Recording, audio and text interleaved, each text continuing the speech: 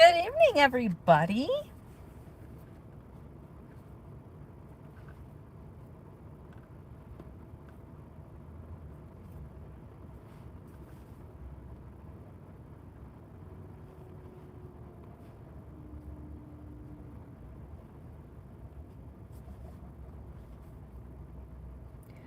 We'll wait for some notifications to go out, but I hope you're all well.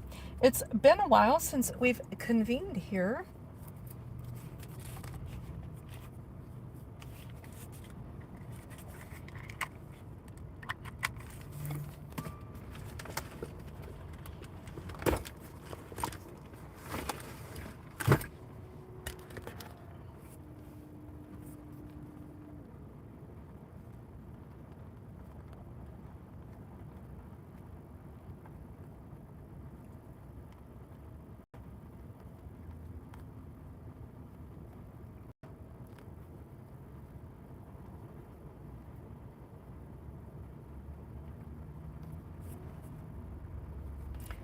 Hey, Jen, how's it going? Good to see you.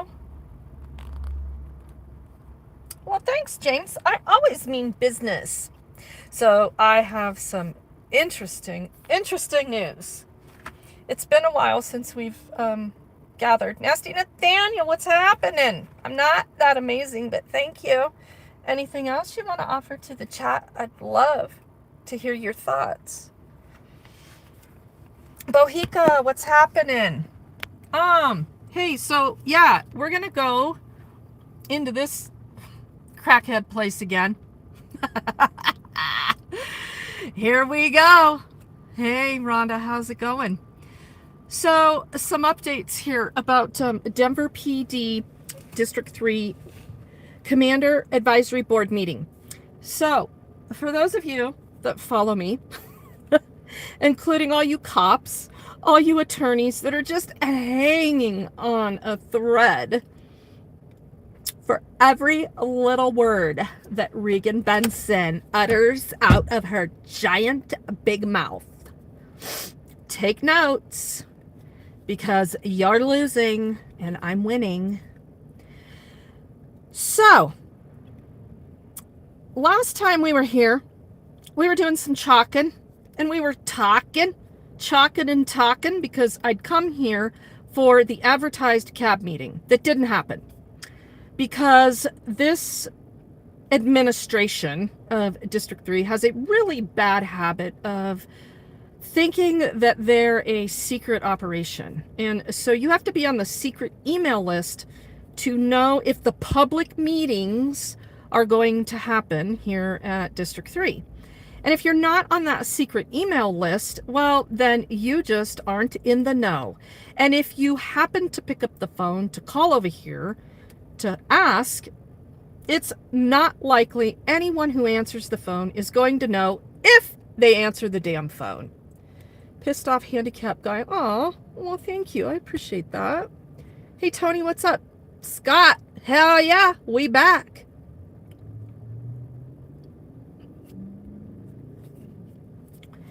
So, we did some chalking and we did some talking last time we were here at District 3.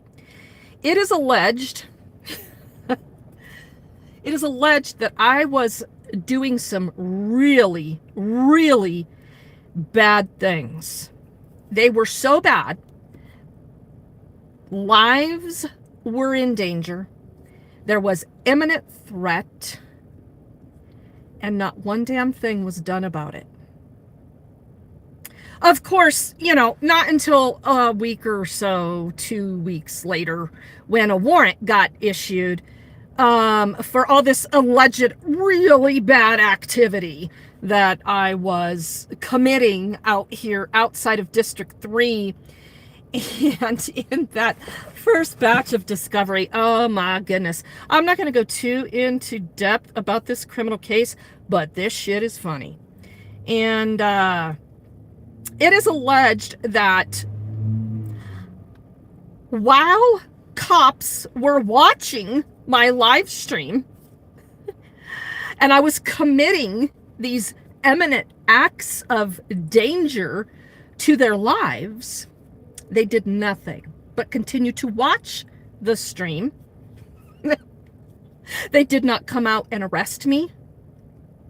They did not come out and confront me about all of my crimes that I was allegedly committing. No, they in fact sat back and watched, and then came out after I left and took pictures of all the chalk, and then called the fire department to come over and hose it all down. Even though there were so many lives that were in imminent danger of my behavior. Yeah, Megan Dodge, that's for you. You and your behavior train, you dumb bitch. So, we had a victim. We had a victim in the case, right? I mean, Regan can't possibly do a live stream without creating a cop victim. And it most definitely has to be a male cop. And of course, it was Commander Bell. Oh, Mr. Golden Aviator glasses wearing guy himself. He was victimized to the umpteenth up the you know what. And he has a protection order on Regan Benson. And lo and behold, it's not what he wanted. He demanded that the DA put me on an ankle monitor. He demanded I stay away from anywhere he works or would be. Yeah, it didn't go that way. Didn't go that way for the victim.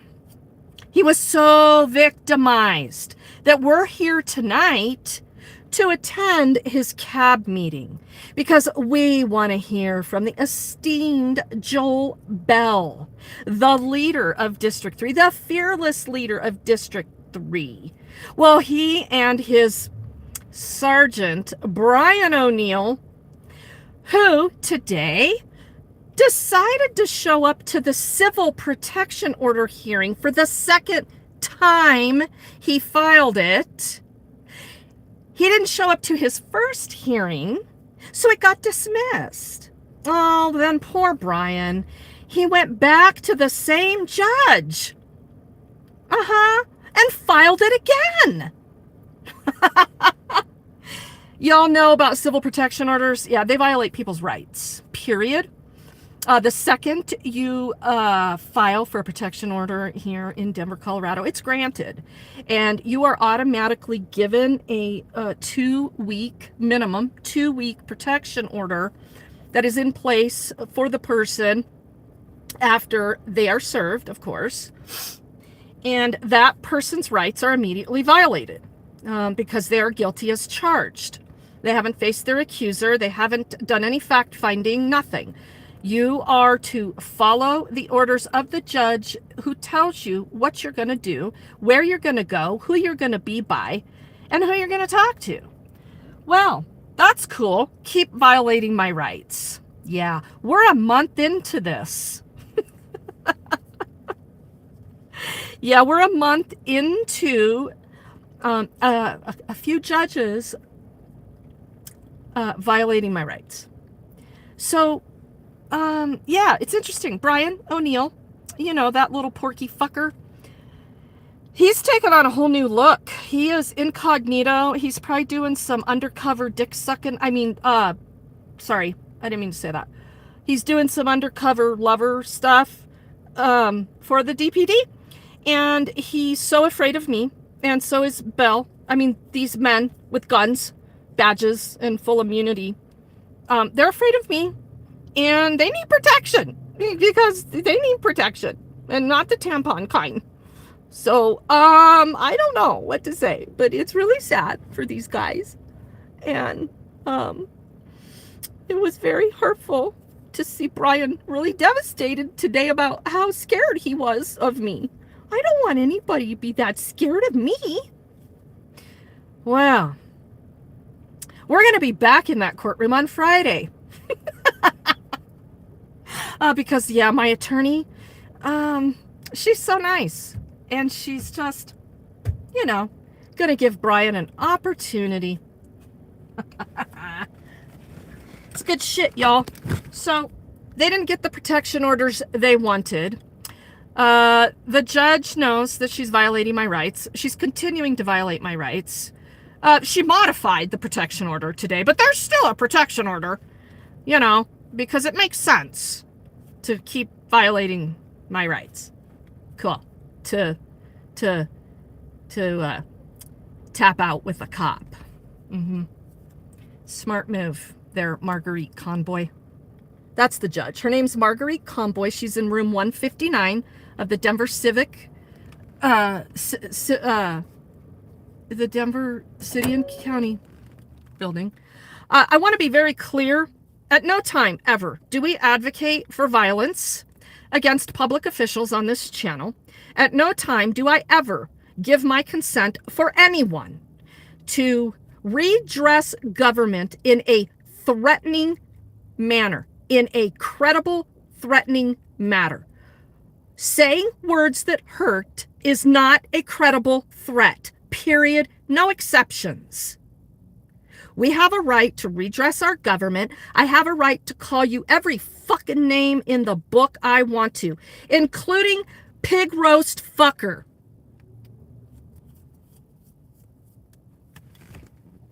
I can string together a whole bunch of words that really hurt your feelings, and there's not a fucking thing you're gonna do about it. Welcome to America. You should be fucking thanking me. So we're gonna go into this meeting. We gotta get in there because Regan sits in the front row.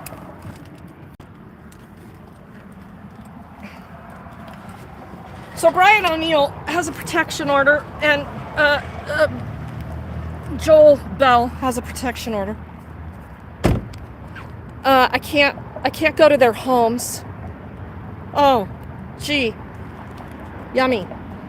That's really where I've always really wanted to be, in a fucking pigsty with a bunch of fucking pig grease all over the walls and floors and ceilings. Yeah, yummy. Count me out.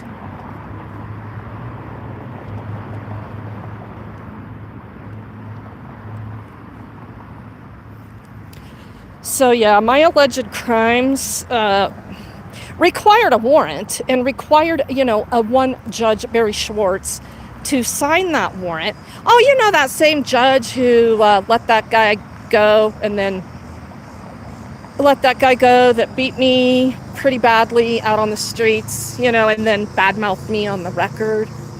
That judge, Barry Schwartz. And then they're after some other people too. Barry Schwartz. He's just a warrant signing bitch this month. He's also another bitch that's afraid of women.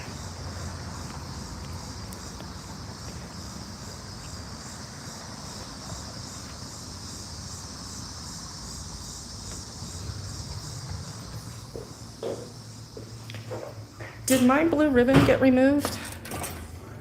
So they interfered with my speech again. So before we leave here, I will share my blue ribbon. Again, we're going to document it. I have it documented from the last time. I wrote a letter. I didn't even write a letter. I support the firing of Brian O'Neill, and it's not here.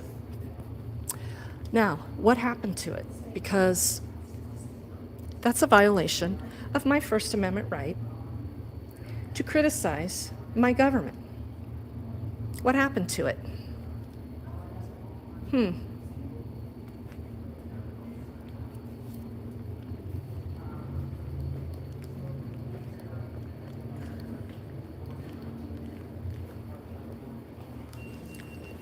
Oh, look at the front rows filling up. Okay, I did it. What a great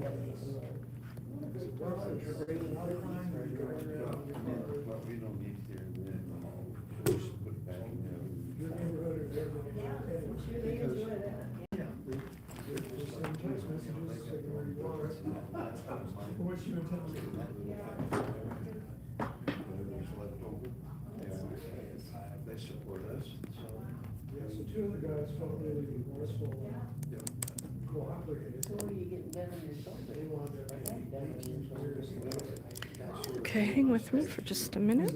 I don't think she's actually cooperating at all, so you want to get her mind. And one of the main sources of information was one of the guys that really, she was not Oh, right. Hi, hon. yeah.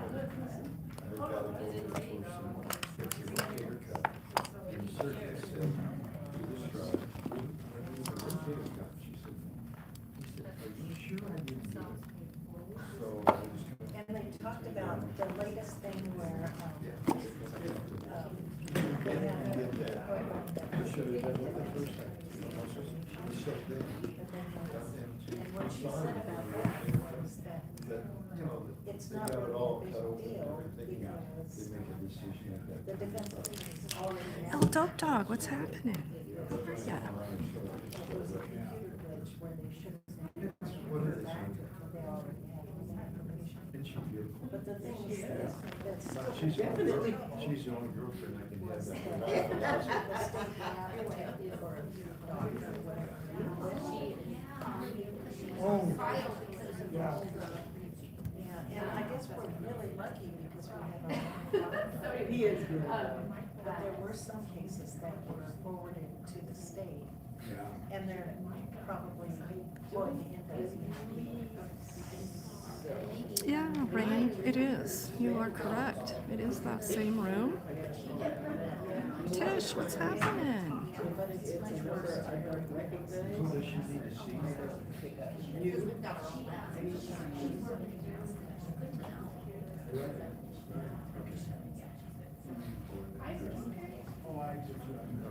So keep an eye out for the spring one.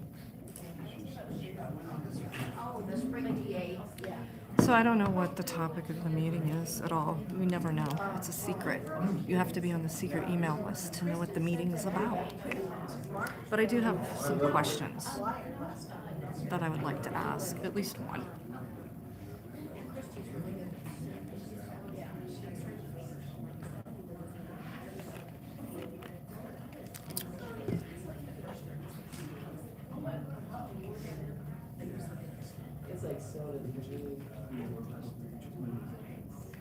Yeah, so Freeman got arrested today.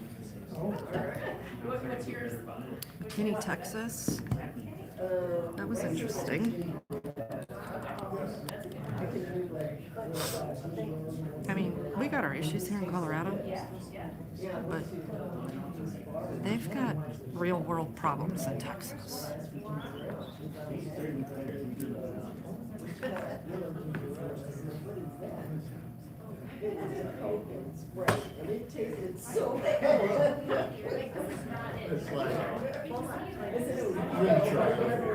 Does anybody have any messaging for any of the cops or attorneys watching the live stream this evening? No credible threats. I mean, we have so much of that going on this channel. Hey, where is fucking Fed Up and does anybody know? Have you seen fucking Fed Up anywhere?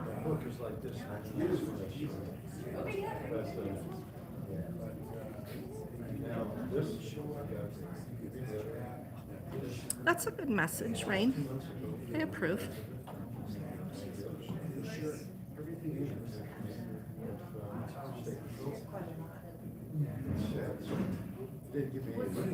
You get the recognition. Yeah, they told me I should put it up. There were a lot that didn't understand. Shout out to all 50 and DAs in the chat. You both breaking pieces of shit. And judges. Tish, all their cop cars should say to extort or kill. Is that hate speech? Just curious. Gates, nobody ever. How's it going? I mean, that's, Yes. who touched it on Gates? The world heavyweight Cookie? was I'm so worried about Yeah. We're still on the one belts thing, the three belts and stuff. Did you knock? Yeah. When you have 56. Yeah, I did. Really? No bark, no nothing, huh? Just US. And then I ran my cat's house. Where they tried to right. Yes. And that was right in front of the front house. Right. Yeah, those people are helpful to a lot of By people. there. Probably gonna stop And ask. and ask about it. Yeah, it's a little weird. Definitely. Would you mind just standing here for 1 minute while I use the restroom? Thank you. Just.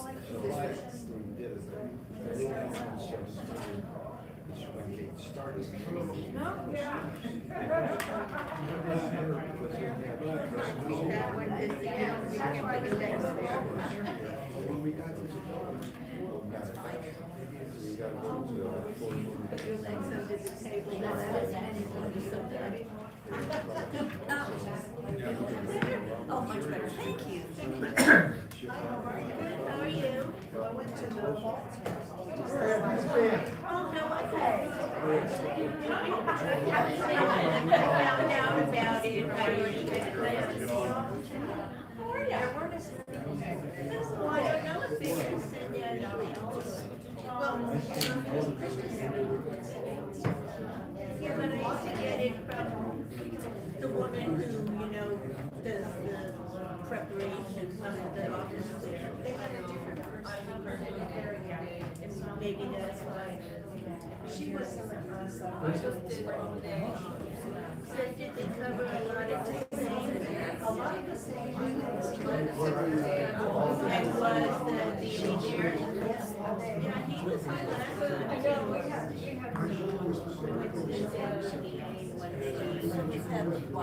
It's not Weiser. No, it's,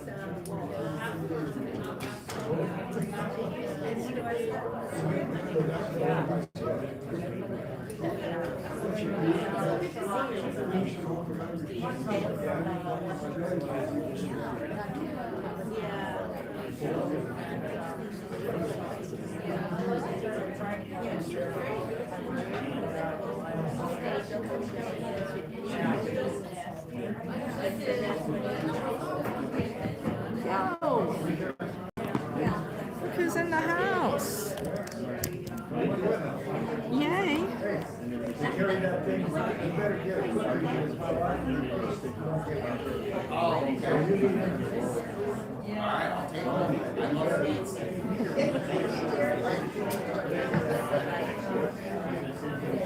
These little folks are giving away their cookies in the back.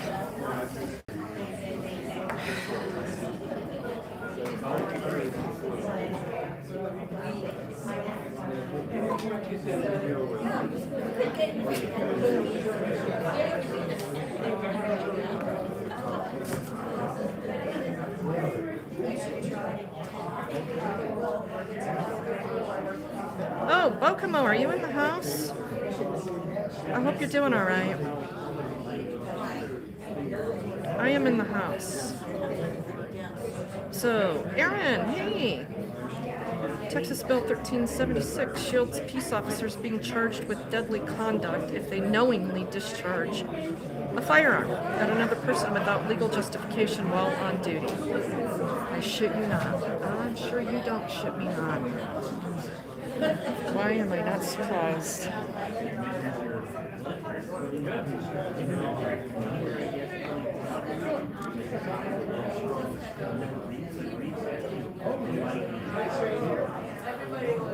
How's it going? Just in time. All good. Hey, a little bit early too. Yeah, right on. Are you live? I am. I'm going to say hello to everyone. It's Denver Metro Audits in the house.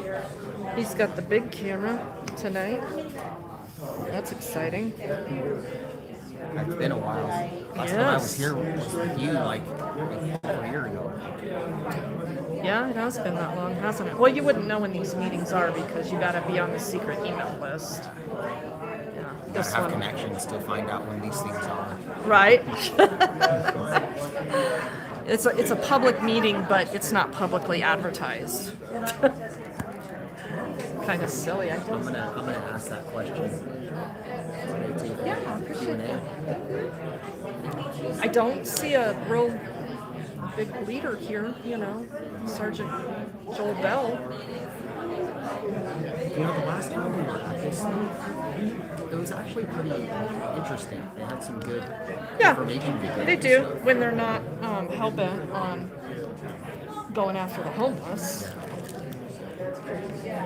or organizing a meeting to fit their agenda through their secret email list.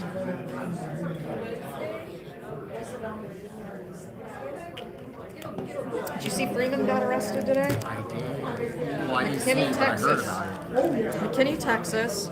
He's filming a traffic stop, and he told the cop to shut up. And he told him to shut up and get back to his stop. And the cop stopped what he was doing, came over to him and told him he could be arrested right now for telling him to shut up. So Freeman went live. He called back up, and they got out of the car and arrested him. Telling him to shut up. Yeah, for obstruction. Yeah, so I guess there's a live going on right now to get him out. But citizens can carry chalk.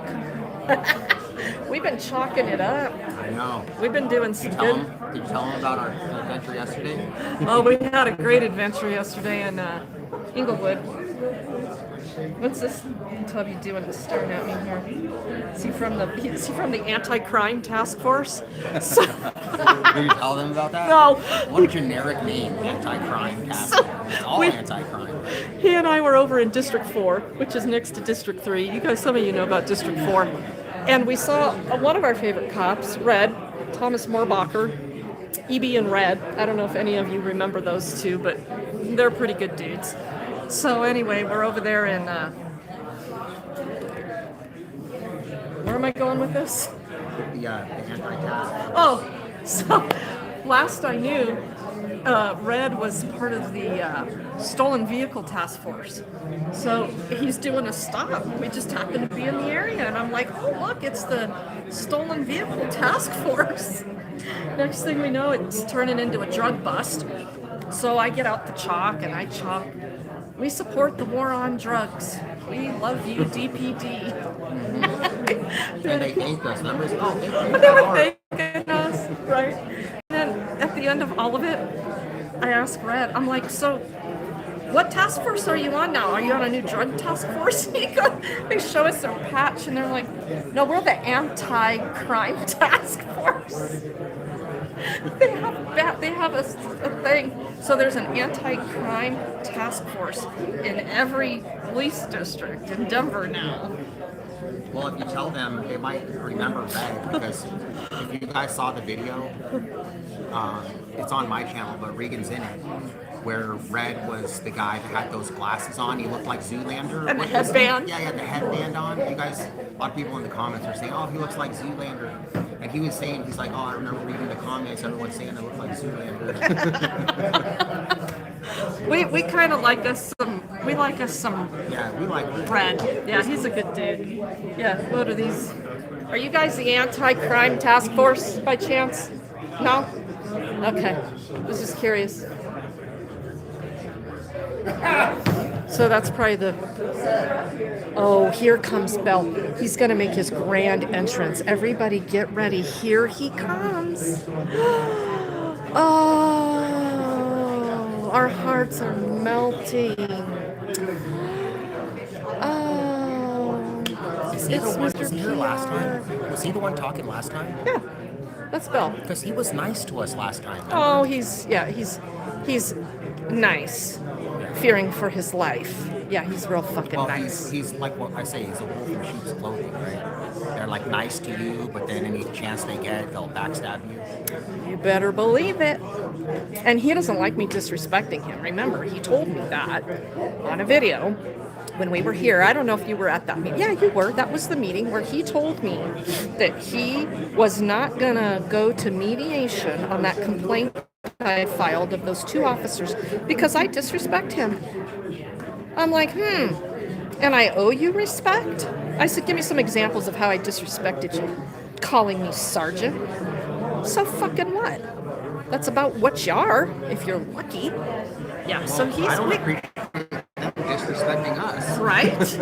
On a day-to-day basis. And they wonder why, we want to record him. Yeah, so anyway, he's the one who, fears for his life because of this alleged crime I was committing out here with all you as we chatted. They all feared for their lives, but they didn't come out and arrest me for the imminent threat that existed to their lives. So now we're playing another game of let's throw Regan in jail. And I wonder why the judge didn't think about it. They never think about that when they sign these warrants. it's Barry Schwartz. Yeah. But I mean, it's like, so it's retaliation, but it's common sense. Okay, you feared for your life, but you didn't arrest her right then Exactly. on the spot. You waited. That doesn't make any sense. Yes, imminent threat. Imminent threat. All right, if we could get started, please.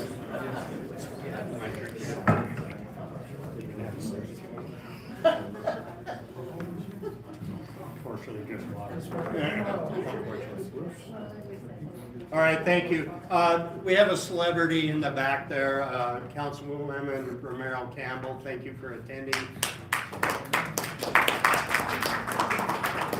We appreciate everything you do and help us. Today we're going to have Sergeant Todd Erickson and his team presenting the Denver Auto Theft team. So I'll turn it over to them. Nice. It's the Automobile Task Force. I'm with the Denver Auto Theft team. So our team was first established on March 23rd of 2023. It's a group of 5 permanent staff members that work both plainclothes and we have a uniform component. It's run by my sergeant back here, Todd Erickson. When we were first established, it was directly to impact auto theft, arrest individuals, and make sure we have solid prosecution going forward to try and affect a drop in numbers of auto thefts. On the day that we were started, there was 203 stolen motor vehicles in a 24-hour period in the state of Colorado. Today, there's only been 36 stolen motor vehicles. Good job. But we still have a long way to go on that. Through our efforts, we've made over 600 arrests, recovered about 120 guns, and done over 150, I think, other felony arrests not associated just with auto theft. The way that we work is our detectives, myself included, we spend the first part of the day writing warrants, filing cases, and following up on auto thefts that have occurred within the last couple of days to try and track those vehicles down. The second half of our day is we operate as a unit going to different districts and different areas, and we conduct what we call covert mobile surveillance. Problem with auto thieves is they don't want to pull over for a marked car all the time. And so what we have to do is we have to follow these guys, wait until they land, and arrest them when it's safe and advantageous, not only for us, not only for the person committing the felony of stealing a motor vehicle, but also for the community. The last thing that anyone wants is car wrecks, people getting hurt, and that kind of stuff. And so that's why we utilize an undercover portion of our team to follow these people until that we can safely arrest them. When we're talking about how we can, as a community, impact auto theft, it's got to be multi-pronged, right? You have law enforcement, you have the citizens, and you have the DA's office. The DA's office has gotten on board very recently, since about 2023, working with us to make sure that when we do present cases that they're solid, and that they are easy to prosecute and end up making sure that the people who do steal the cars or are driving the stolen cars are brought to justice. Our side of the house is obviously finding these guys, tracking down the cars, recovering the community's cars in the best condition that we can. And then what I'd like to talk to you guys about today is ways to help you guys, one, cut down on the chance that your vehicle might be stolen, and two, help us recover your vehicle. Like most property crime, auto theft is always evolving. And the people who do practice auto theft are very skilled. Some of these guys are able to steal cars in less than 30 seconds. Specifically, Chevy, GMC, Ford trucks between like 1999 and 2008, very easy to steal with just a screwdriver and pliers. Hyundais and Kias, the SUVs and the sedans have always had security weaknesses that thieves have been able to exploit. So that kind of presents a problem for us. How do you interdict someone who's stealing a car that they can do it in 30 seconds when there's 5 guys on a team in a city the size of ours, right? 76 square miles. When everyone's at work, almost 2 million people in the city and county of Denver, and cars driving around constantly. So what we have done is we have focused on finding the cars after they've been stolen and recovering them in the best shape that we can. Things that we can do to help with that is one of the fastest ways to get a stolen car back is aftermarket trackers. There's been numerous interviews with auto thieves that you can find online on YouTube, and the one thing that they are all very afraid of is, one, us, who they call the jump out boys, undercover guys, and two, aftermarket trackers. An aftermarket tracker, there's a bunch of different companies. One that I personally suggest and that I've used on my personal vehicles is called Optimus, OPTIMUS. It's a $40 tracker that you buy that can be hardwired into your car or use a battery, and it's like a $19 subscription. It can't be found with a Bluetooth detection tool or anything like that. It just works like a cell phone. They're easy to secure on your car. They give you 10-second tracks, and that way when your car is stolen, you can call. We get notified that the car is being tracked, and we immediately drop what we're doing and we go out there to try and recover that vehicle as quickly as possible and arrest the individuals who are committing these felonies. Air tags are good. Tile trackers are good. Depends on where you hide them. If you have them on your keychain, they're not so great. But hidden inside the car, they can be good. However, there are aftermarket things that thieves can use to detect those, so just know that. They're not a foolproof way, but it's a better way than not having a tracker in your car at all. Another thing that we're seeing with prosecution going forward, and a lot of our really skilled auto thieves getting arrested and are sitting in jail right now, or prison, depending. We are seeing a lot of thefts of motor vehicles where the car's left unlocked and the keys get left inside the vehicle. One of the things that we always suggest, and I do it every single time, is when I get out of my car, especially when I have a bunch of stuff in it, I walk about 5 feet away, I hit the lock button so I see that my truck is locked, and then I keep walking. That's one of the things, is just that pocket check, making sure you have your keys. That is one of the most popular theft methods right now, is keys being left in vehicles. So that's what we can suggest. There's, District 3 has a lot, and we brought some wheel lock clubs. They're a great deterrent. They're not a foolproof plan. So trackers and clubs are a great way, making sure your car is locked, and registering with programs like Denver Track. So Denver Track was a program that was started by Lieutenant Harris back in 2023. What it is it's just a database that says, hey, if my car is stolen, I would like the cops to quickly be able to track it. And then we can work with some of the newer models of vehicles and contact those manufacturers and possibly get tracking on your vehicle that way. However, thieves know about this and sometimes they do disable that tracking. Not always, but sometimes they do. The other thing that Denver Track does is it tracks whether or not you have an aftermarket tracker, like the one that I suggested, inside of your vehicle, and that will also let us know what application you use and how we can quickly get in contact with you. On the back side of it, having your car stolen, when I first came on, it was always called just a property crime. Having had my car stolen, I can tell you that it's not a property crime. It affects your daily life. It's horrible. They run a bunch of the task force that focus on auto theft, and they work with insurance companies to help victims. And they have a good website called lockdownyourcar.org. If your car is stolen, and you go to this lockdownyourcar.org, there's victim assistance where you can apply to part of their grant and receive financial compensation or help in either getting your car back running, cleaned out, or assistance in the lag time between your insurance paying out and your car is stolen. With that, I'd like to open it up to any questions that you guys might have. Sir? Gonna add one more thing like the commander talks about here too, is your license plate. They've got the little lock thing on it. Yep. And I think that might share that information again with us. Yeah, of course. So all of your district stations in Denver have a set of screws that have a proprietary bit to it. And basically what this makes, which it helps with, is it prevents thieves from taking your license plate and putting it on a stolen car to keep us from knowing that your car is stolen.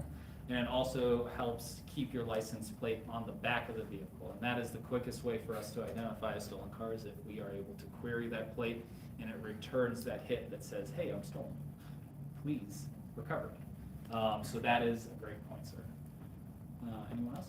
Everyone, you said that the steering wheel lock is a good deterrent, but it's not 100% effective. Yes, sir. So I'm assuming that you've had vehicles stolen with that on there. How often does that happen, and how good of a deterrent is that?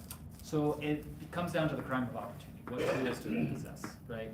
Most of those cars that I was talking about, Hyundais, Kias, Chevys, the older trucks, your Escalades, your Tahoes, your Yukons can be stolen with a flathead screwdriver and some pliers. So you go to an Ace Hardware, you can steal it. Now, some of these guys also steal some, Dremels and grinding wheels and tools like that. Grinding wheel can be cut through that locking bar of that. Takes a little bit of time, but if they feel safe and secure in the area that they're stealing the car, they might have time to do that. Furthermore, just like the locks on your car door, that's susceptible to brute force. So, flathead screwdrivers can also be used to break those down. It's not a fast method. And the objective of an auto thief is to steal the car as quickly as possible and get away before the victim or the cops can discover them in the act.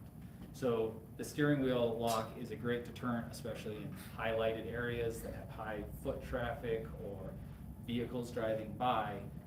But when you're parked in a dark part of your parking lot where it's secluded and they don't think that the cops are going to drive by or the victim's going to come out, that's when they can start utilizing more tools, and that's why they might choose a vehicle with them. We've seen them. I've seen stolen cars that we've recovered where they've broken the lock to the steering, to the lock bar on the steering, taken out, driven it to wherever they want to keep it, and then they'll put it back on there. So when we're driving around, we look at it and go, well, that's not a stolen car. They wouldn't put a lock bar on. So these guys think they're very intelligent individuals. They just are applying themselves in the wrong way. I guess I'll start here. That way. Do you see these working groups? My question being that we had a couple months ago, within a week, we had 2 cars that were stolen and 5 of them broken into, attempted to steal. They all happened to be Hyundai Kias that were newer. The 2 that were stolen were ones that were older. Is that typical? Do you see a whole bunch happen this all at once? Yeah. 4 of them were in one night. Yeah, so they do like to work in crews. Usually their most advanced auto thief will be sitting in the passenger seat. The less advanced guy will be the driver. The advanced guy they'll pull up passenger side door to the driver's side door of the car that they want to steal. Passenger will jump out of the car, steal that car, and they'll drive off together.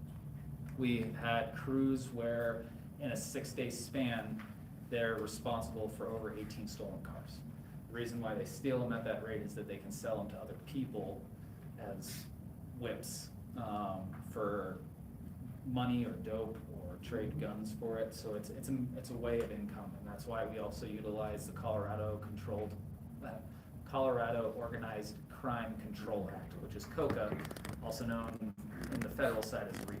So when we get these guys working as groups in tandem, we do try and pursue those charges to deter that, because it carries a heavier prosecution weight than just the sole audit. Are all Bluetooth trackers equally vulnerable, or is it more the AirTags? AirTag is probably the most fun. And the reason why is Apple's trying to do it in such a way that, the angry ex can't track his wife, right? So when you have an Apple phone and it detects the Apple AirTag, it lets you know once it's gone a certain distance with you, and then it gives you the option to disable it. But all Bluetooth trackers, because they utilize a Bluetooth, can be detected by that. The reason why aftermarket trackers are so good is it's basically a pared down cell phone that uses your cell phone towers and a GPS puck in it. So those don't operate off the same thing. Because a Bluetooth basically is constantly going, I'm here, I'm here, I'm here. And it's communicating with other cell phones going, where am I? And the cell phone goes, you're over here. So the reason why the aftermarket trackers are so good is because they're directly contacting the cell tower, and so you would have to have technology to intercept cell signals, which is not cheap, not readily available to the public. It's very difficult. If you see cars that are without plates, plates that are excessively expired, or paper that is also expired, will that trigger the thought that it might be a stolen car and that you would take some action? Yes. Because they're all over the place. Yes, they are. And I mean, I think that's a byproduct of 2020 that we just haven't caught up with yet. And eventually it will. But it is something that does catch our attention. Auto thieves also know this, and so they steal other people's plates. So that's also another thing to be important, to kind of be cognizant of what your plates actually say. And so if you end up with a different plate that's not yours, you can quickly identify it and get it reported to the police, because now I know that your plate's probably on that stolen car. And so that way I can start looking for that plate as well. Yep. How do you project AI affecting you, or helping you, or hurting you, or anything? AI has its spots.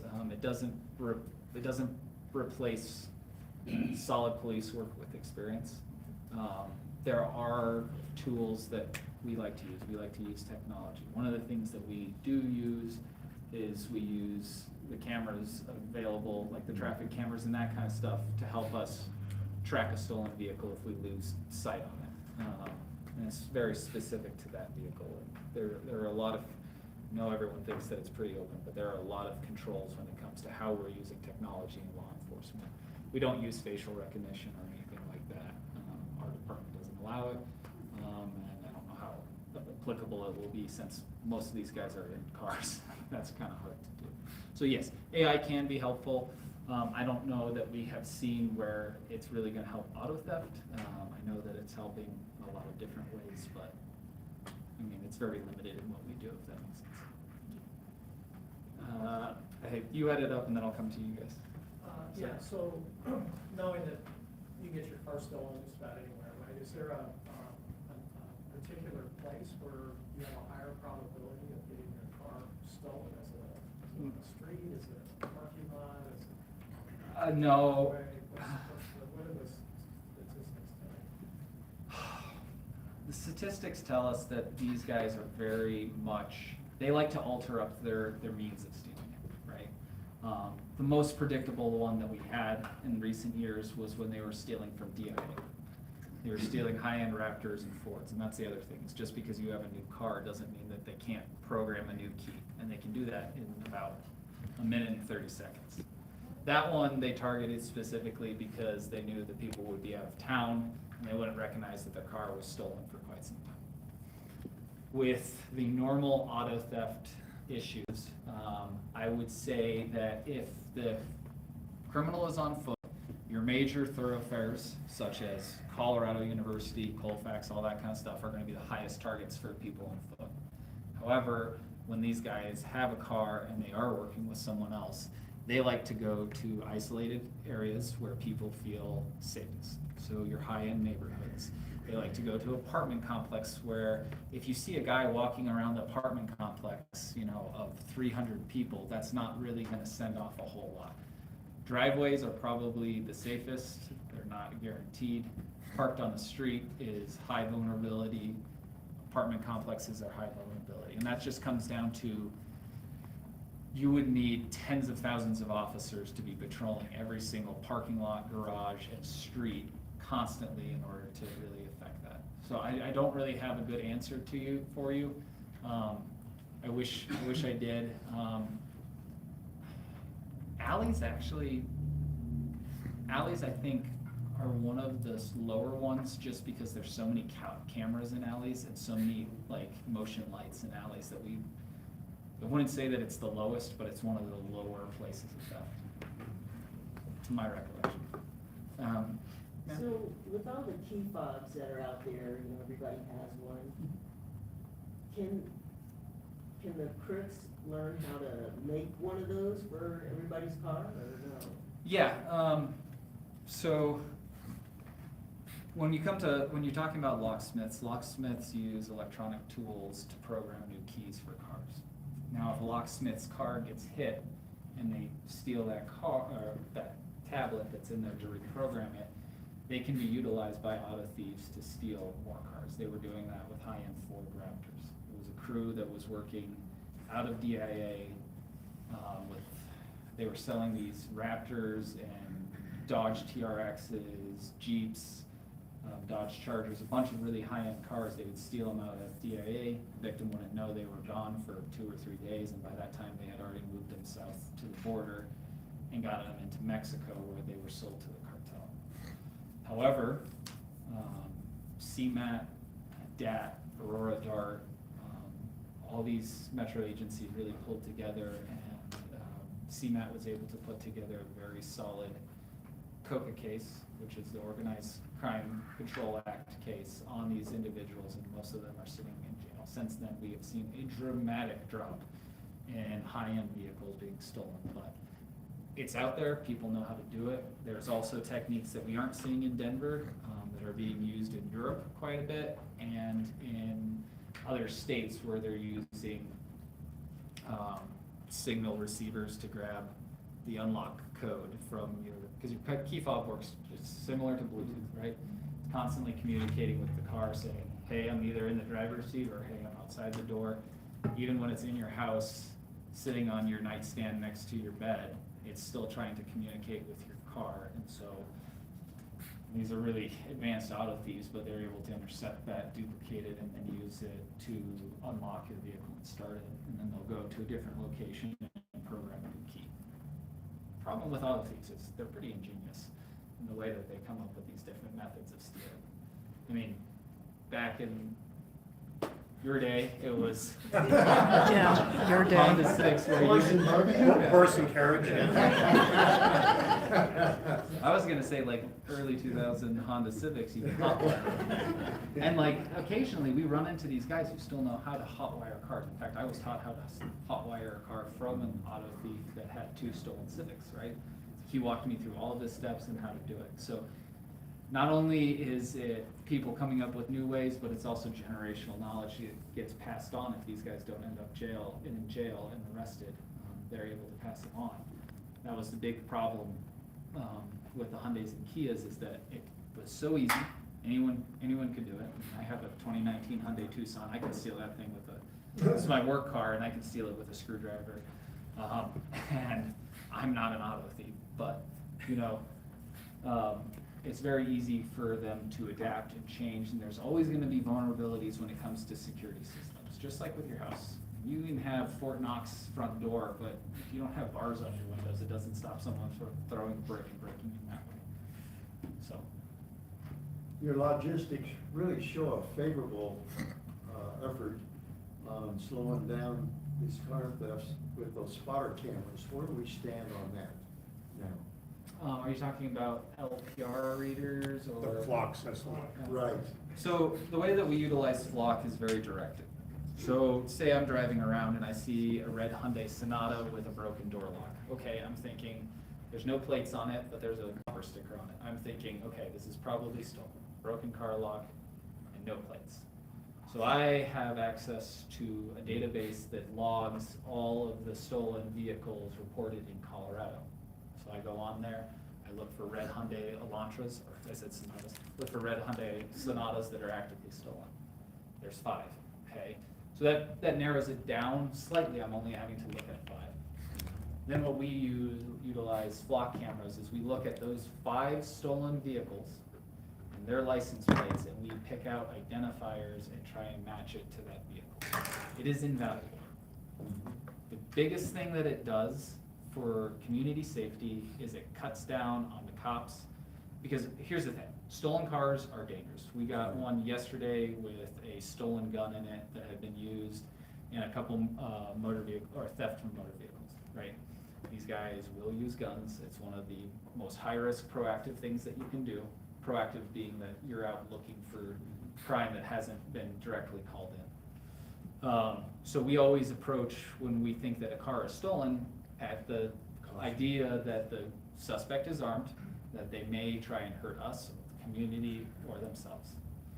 So by being able to utilize Flock and being able to say, yes, I know that this car that was reported 3 days ago has the exact same bumper sticker and the same damage, it reduces the threat to the community exponentially. It helps us positively ID that car, which opens up more tools for us to use to make sure that it gets recovered safely, that the suspect is taken into custody safely, and that the car is returned to the owner safely. That being said, again, Denver has gone above and beyond to make sure that when we are utilizing Flock, it's tracked, it's audited, and there's no abuses of it. And so everyone knows this. We, especially our team, go the extra length to make sure that when we're doing it, it's a very narrow thing. Because I know that's a really hot button topic with immigration and Big Brother and that kind of stuff. But I think Denver has done a Great good job. tool. It is a great tool, and I think Denver has done a good job of making sure that it's used properly and without abuse. But Let's do one more question and then move on, you want to select it? since you've been sharing my water. Okay, how long does it take when you report a car to be stolen to be on the network where you can find it? And what time of day are most cars stolen? I'll start with when they're most stolen. It's usually overnight. When I'm monitoring the queue in the morning, I'm seeing the most influx of auto theft reports. It's because they're parked, people are asleep. Weekends are popular, but also weekdays. It's really by the need of the thief, and that varies per person.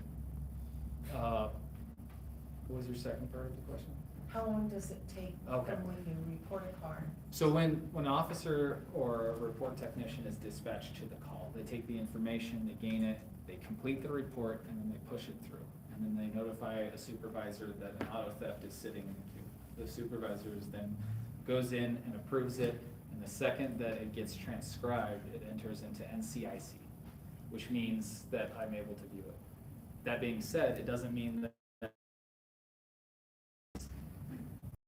and then they drive a distance and then they take off the plates. And so within that first couple hours is when we have the best chance of recovering that vehicle, because we're able to get an idea of at least where it's driving with Flock. Flock will help us identify, hey, okay, well this stolen car has hit Alameda and Federal 6 times, and Alameda in Mississippi, or Federal in Mississippi 3 times. So that gives me at least a way to start looking at where to go and where to find this stolen car. And so it's pretty immediate to end up in the system, but then it's kind of relying upon us as detectives and officers to be on top of it to make sure that we're monitoring that queue, that we're seeing those plates, that we're trying to do our best to get out there and find it as quickly as possible. Because the other bad thing is, and I haven't mentioned this, is that a lot of our auto theft guys are drug users, and unfortunately they're using meth and fentanyl inside these vehicles, and so the quicker we can recover it, the less likely it is going to be permanently damaged where your insurance is going to have to total it out due to drug use. So, Right, thank you. Yes. Appreciate it.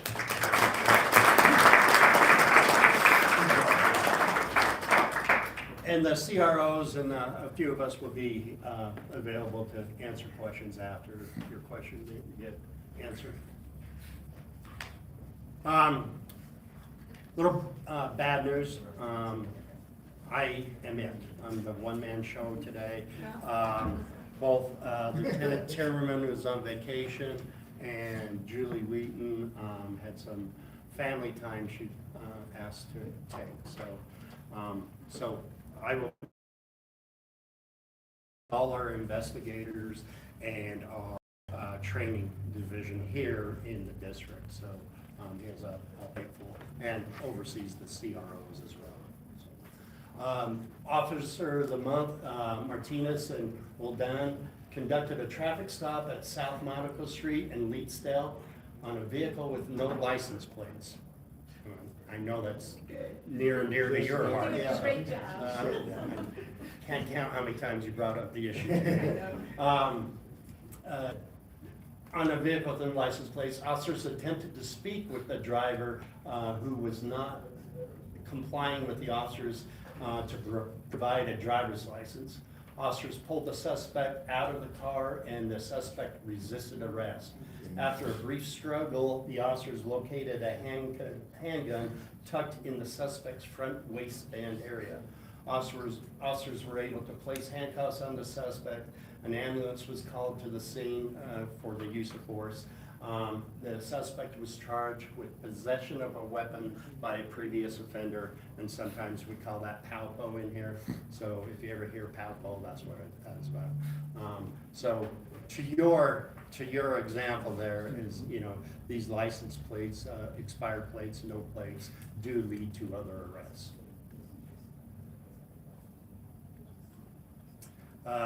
The overview of District 3, Sector 1, overseen by Lieutenant.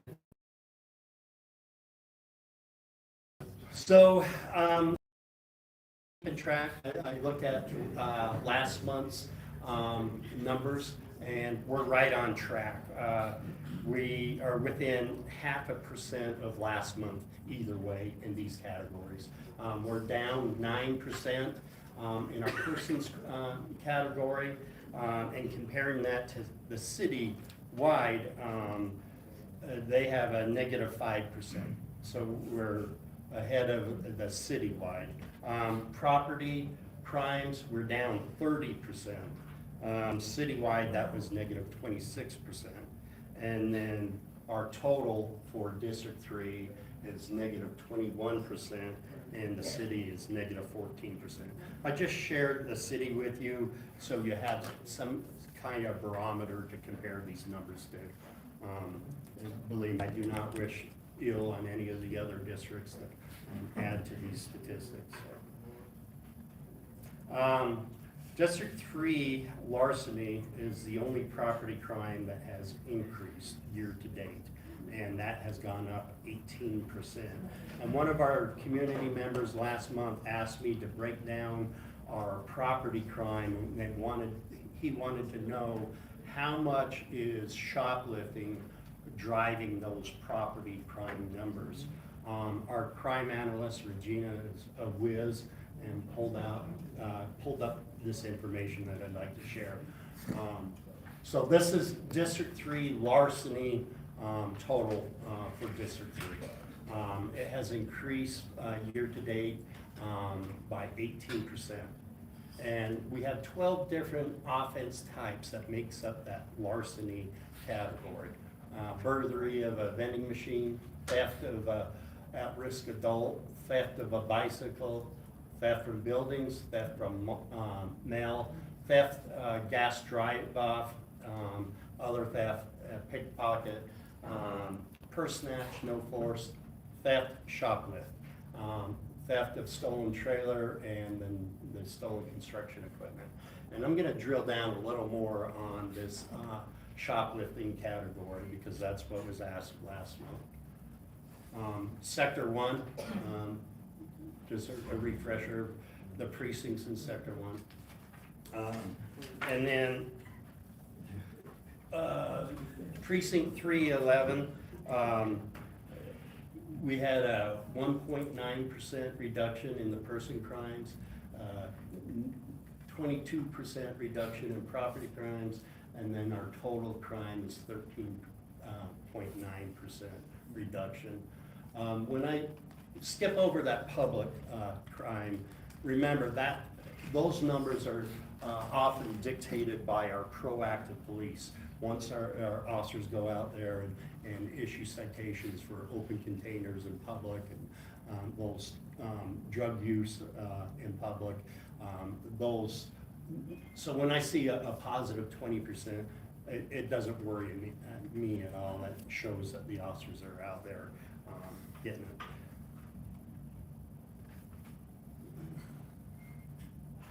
Trying to get to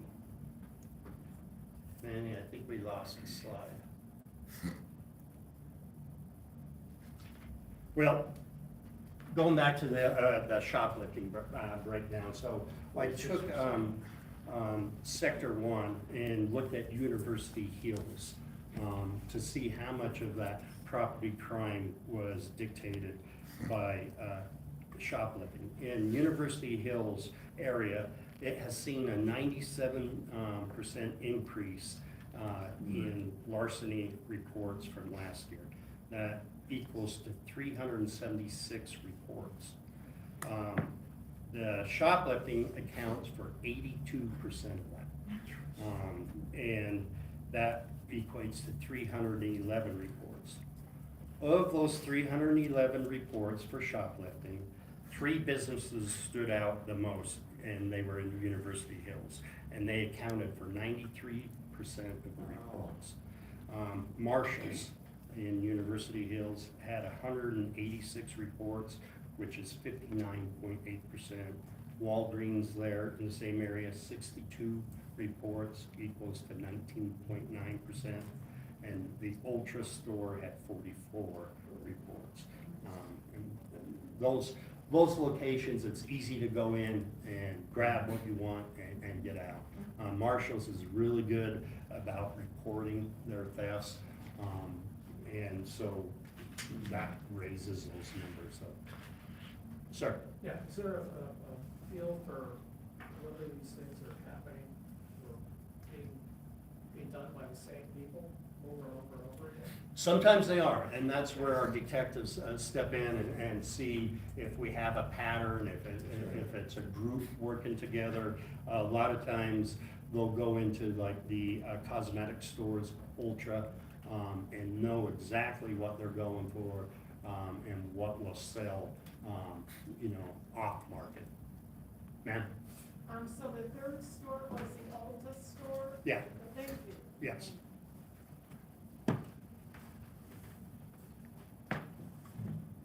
So I had Lieutenant Tierman give me a few notes of what he wanted to share with you since he wouldn't be here. So the first thing I'd like to mention is the La Paz update. The La Paz is our micro community. Amy, did you have a question? No, thank you. The La Paz is our micro community off of Sheridan.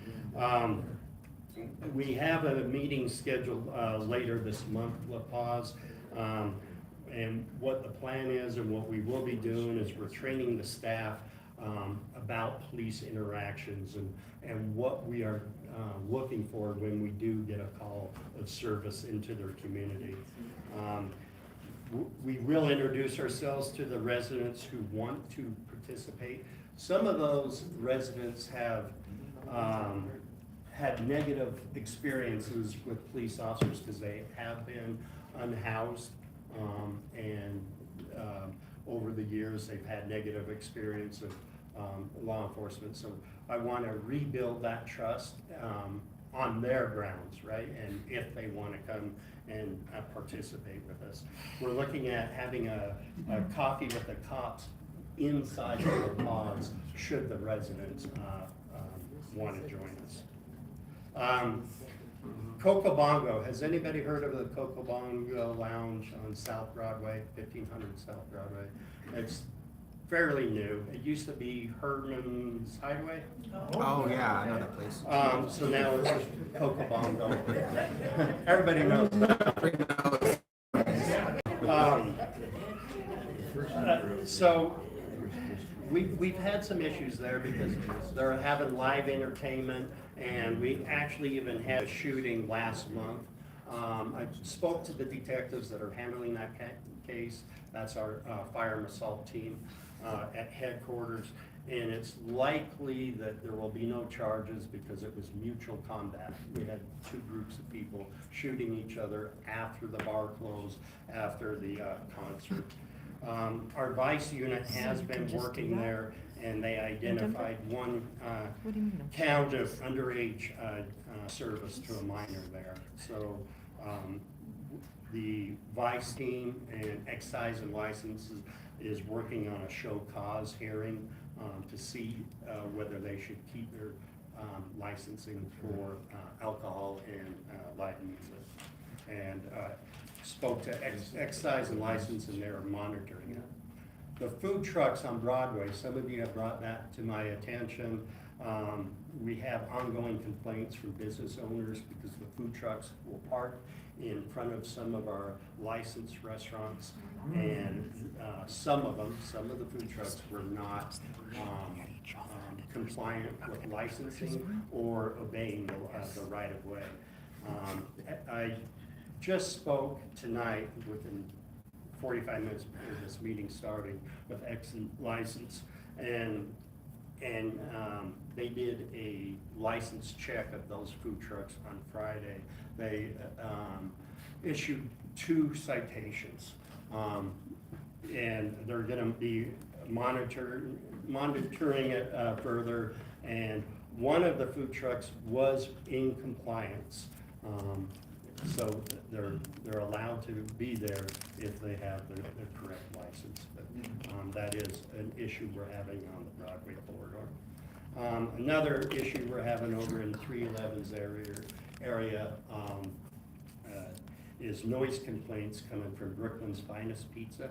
That's in the 100 block of South Broadway. A few months ago, they received a warning letter from the excise and license, and on September 20th, they were cited for the noise violation.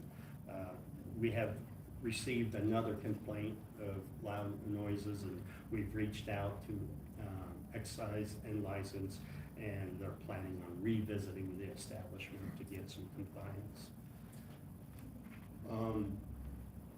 So that's the majority of the issues we're having in Sector 1. And just to finish out on 312, we have a negative 32% person crime, negative 24% in property crime, and total crime negative 20%. 313, we've seen a reduction of negative 6% person. Property is negative 23%, and then total crime is negative 17. And then lastly, 314 is seeing a reduction of negative 33%. In person, properties negative 1%, and negative 38% of that public crime. We've had to send our officers to other places, so that proactive work has not been put in that precinct, and so that's why you're seeing that large number. Total crime is negative 12%. Moving on to Sector 2, unless anybody has something for Sector 1. Yeah, go ahead. So what precipitated the desire or the want for coffee with a cop at the La Paz micro community on Santa Fe. It's not on Sheridan, it's on Did Santa I say Fe. Sheridan? You did. Well, thank you. Our conversations with the management there brought it up, and so we're looking at, if they don't want it, we're not gonna do it, but working with management there, they're asking for it. So there was a presentation given by management? La Paz came and spoke to the community. How do I get a copy of that presentation? We don't have a recording of it. We could reach out to La Paz and see if they want to share their PowerPoint. Oh, so they did have a PowerPoint to They have present PowerPoint. at a public meeting? Okay, thank you. I got one too. I may have misheard you, but I think you said that there was a shooting, but because of the fact that they were shooting at each other, there wasn't any charges filed. Can you clarify what you meant by that? Yeah, so only one person shot, but both parties had guns and were threatening each other. So the district attorney, it hasn't been finalized yet, but the district attorney is looking at it as that both parties were involved. So they're not gonna press charges on the individuals for the shoot? That's, but the district attorney can only go forward if they believe that they can try this case and win the case. If they think that there's an issue of self-protection, then they can't take, ethically, they cannot take the case to trial. Okay. Does that make sense? Yeah, so they were, Mutual so they combat. were one was protecting themselves against the other one? Well, the argument is they both were threatening each other, so the shooter is making an assertion that they were in fear for their own life, and that's why they shot. Oh, okay. I see what you're saying. Okay? Yeah, thank All you. right, thank you. Moving on to Sector 2.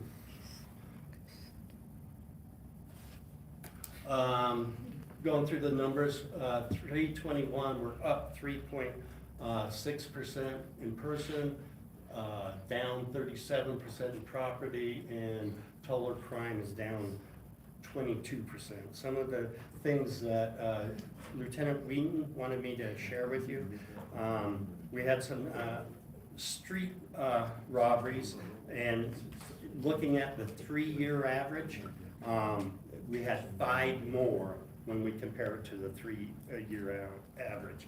And then drilling down on those street robberies, all of them involved citizens selling items to strangers in person.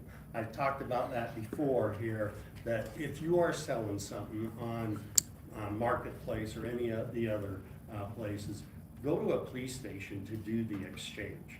It's a lot safer that way. Some of these people are actually meeting a stranger in a vacant apartment to do the exchange. So, also in 321, a larceny was up with 35 more cases when we compare it to the 3-year average. A lot of that came from the Safeway at Sorry, happens. A lot of that came from the Safeway located at 200 Quebec, where we saw an increase in bicycle thefts and package thefts. And then 321, looks like Todd's team has left, but auto thefts and theft of motor vehicles are drastically down over the 3-year average. And we've seen up to over 100 cases less than the 3-year average. And that's due to a lot of your work, making sure your car is locked, and also a lot of work from our DAP team, our auto theft team. 322, we're at -9% per person, -34% for the property, and total crime is -21%. Some of the things we looked at when I looked into the 322 is ag assault firearm is up, and most of those were domestic violence or known parties. And when you have an ag assault firearm, that doesn't mean someone was shot. It also means felony menacing with a firearm. So, 6,000 East Cherry Creek Drive for the community members that are in that area. You might have heard that we had a shooting there. This is looking more like it was an accidental discharge where the party shot himself accidentally. So, yeah. Cheddar Bob. You know, Get a little careless. it's still a person that gets injured by a firearm, and it could be something a lot worse than that. But I'm glad I the share cops it with came. you so you know that there was not a stranger on stranger shooting in that area. Also, 322, auto theft and theft of motor vehicle is down drastically when we compare it to the 3-year average. 323, negative 9.9% person, negative 43% property, and then total crime is negative 27%. Some of the things we noticed at the 323 precinct, every category of violent and property crime is down. We're still having some quality of life issues, and for my community members that live around Bible Park, you know what I'm talking about. Bible Park is having noise disturbances during the day and during the evening. A lot of it is happening, there's baseball games being played, and then after the baseball games, people stay in the area and party, and even have amplified equipment that disturb neighbors for blocks around the park. We've been working with our park rangers. Raise your hand back there. I really appreciate your help. We've been working with our park rangers back there, and we've been putting resources in. We've issued over 24 citations, and everything from amplified equipment, parking in a handicap slot, parking on the grass, and littering. Just trying to get that culture to change and get the message that use the park, enjoy yourself, but let's keep the amplified equipment down. Go ahead. I just want to say thank you because it's at least 100% better than it was last year. Well, I appreciate you saying that. Last week I've had some community members tell me it isn't better, so we have some more work to do. We'll continue to do it. I can't thank the park rangers enough. I know you're understaffed just like we are, but I appreciate you heeding the call and helping us out. Another issue we're having in that precinct is we've been having after hours parties in a big parking lot in the 6400 block of East Hampton. We have really got this addressed for now, and I know I'm playing that game of whack-a-mole. It could pop up anywhere, but the property managers have stepped up and hired an off-duty officers. District 3 has ponied up a police car, which doesn't sound like a lot, but our vehicle situation is really hurting. So we gave a police car to the off-duty officer to patrol that area. Plus, we've done some operations with our overnight detail there to get some compliance and have these people not use that parking lot for an after-hours party. And we'll continue to send resources when available. Some of you might have heard we had a large street racers at Tamarack and Hampton a week ago. I've been told anywhere from 300 to 500 cars showed up in the Target parking lot. We have a task force, a street racing task force that works. They saw it on social media. They knew it was coming. They all joined in. They believe they have identified one of the organizers of the group. However, when they went to make contact, he eluded them. And they're working on getting an arrest warrant for him. And we'll continue to do that. Those street racers, they go from all over the metro area. And so the task force has officers from all metro area, and we share information and watch social media to see where they are headed. And then finally, precinct 324, we have a reduction of 8.5% in person, 50% in property, and then negative 35% in total crime. And looking at my notes for there, all crime categories down when we compare it to the 3-year average. Simple assault is steady and it hasn't dropped, and it is really being driven by domestic violence.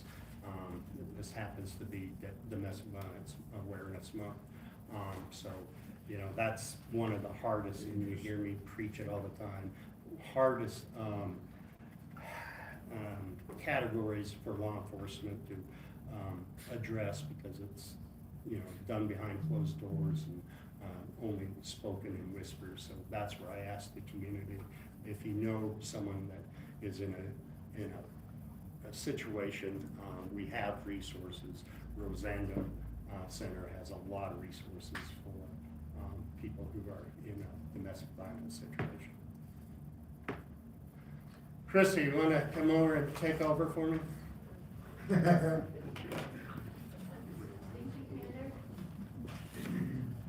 evening, everyone. We have some fun events coming up.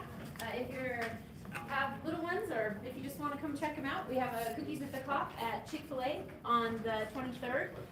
Some of you may have been to those before, but you get the opportunity to hang out with the officers, the youth will, decorate some cookies, have some sugar, and we have a fun scavenger hunt there for them as well. And then District 3 this is going into our 4th year. If you haven't been, or you have friends or family or neighbors that have little ones, definitely this is a super fun event. It's inside, so regardless of the weather, it still happens, and it really is a neat event. Cotton candy, popcorn, trick-or-treating, games, all that kind of stuff. So hopefully you can join us for those 2 events. And then... Oh, I'm sorry. I left you there. Is it over here? I'm sorry. And then we have a couple other announcements here. Our coat drive is when you came in today, you would see the boxes out in the library or out in the lobby.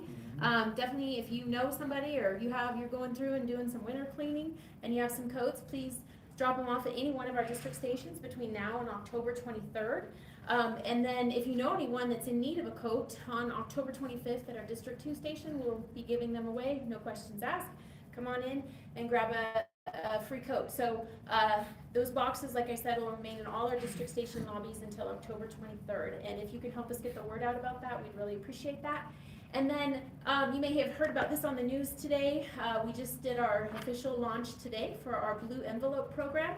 If you have not heard of that program yet, there's some other surrounding jurisdictions that are using it as well.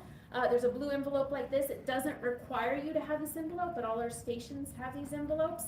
And that is for someone who, for a myriad of reasons, might communicate differently or may be impacted by a disability, a medical condition, or other concern.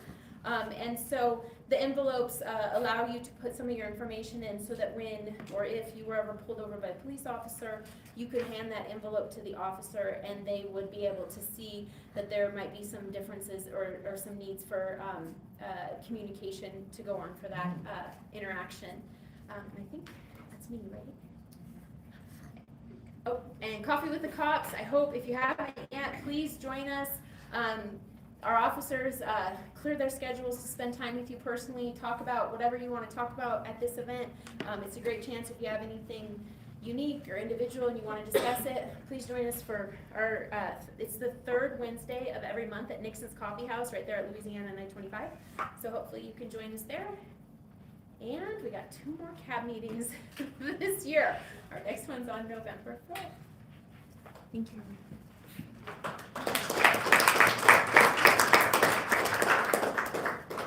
So thank you, everyone, and that does it for tonight's presentation. I appreciate everybody's engagement and coming out.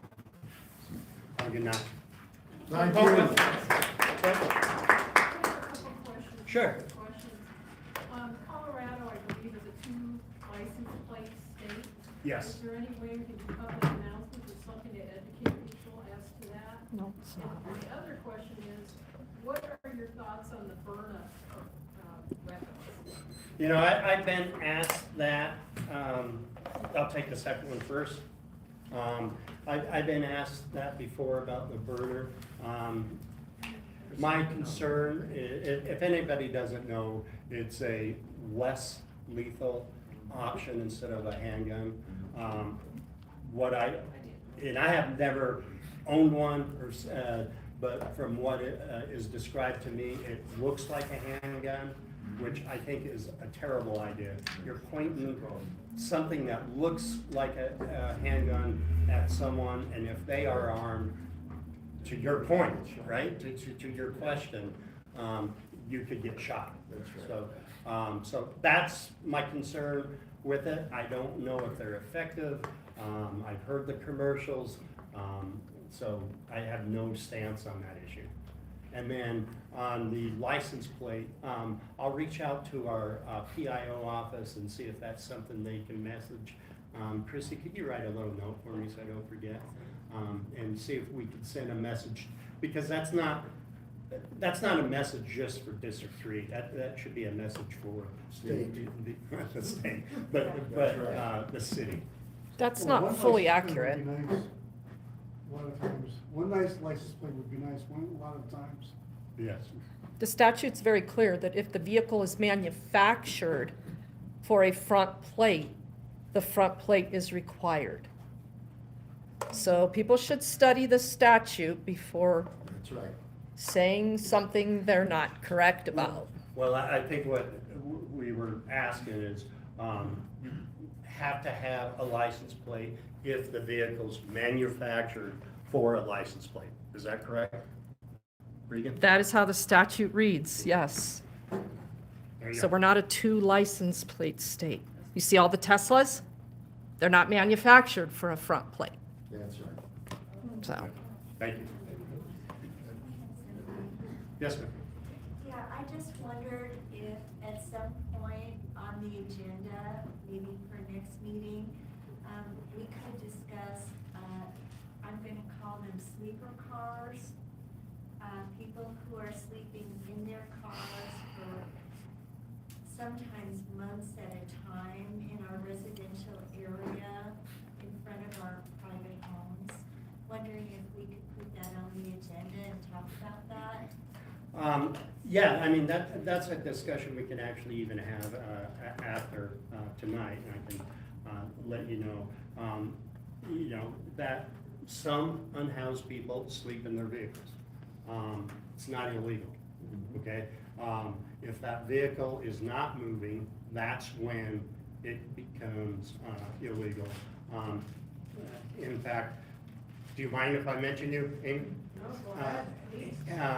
Amy back there and I worked last week together to help a young lady that has a vehicle, and not to get into the details of it, has a vehicle that's not roadworthy, but she needed assistance. So we put our heads together and, Amy, I haven't heard any update. Do you know? I know that Hose tried to contact her today, Okay. All right. that's all I know. But as far as people living in their cars, it's not illegal. Now, it's illegal if they're living in their car and that car never moves. The hot team takes care of it. The hot team does that, and Yeah, they take their shelter and leave them standing on the street. so. All right, well, thank you. I got one more, just, it's a Oh, quick sir. one. If somebody wants to come to future of these CAB meetings, other than at the very end of this one, where would someone find the dates of this? Can you give, if it's you, can you give the email to Christy and you can be put on the email list? I cannot just put your email there without you giving your email and your permission that you want to be contacted by our newsletters. Okay, so you have to have the email, so someone who doesn't know about this email, how would they know? They about they this can meeting? contact our CR. URL's posted on the neighborhood, the Nextdoor app, as well as, you may have seen just recently, all districts are starting to do it, where we advertise the next, meeting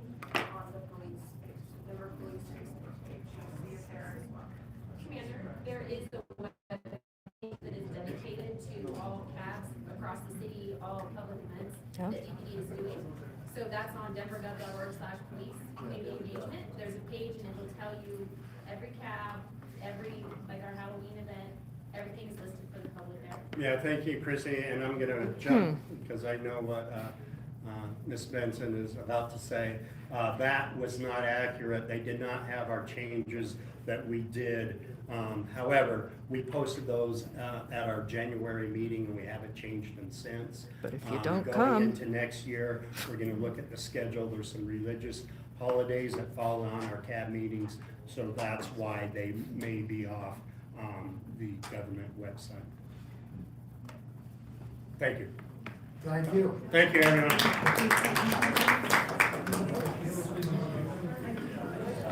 So to answer your question, they're still not publicly advertised to be accurate. Facebook is a big thing, she said. That they've never, this was the first one that they put on Facebook. So if you're not on Facebook, where are you supposed to go find, if you're not on social media, where are you supposed to go find it? You should be able to search the fucking city website and it should be accurate. They are, they want, exactly, they want to control. What if you're new here and they should Exactly. I think very easy. You should have to be on a secret list. They don't want easy.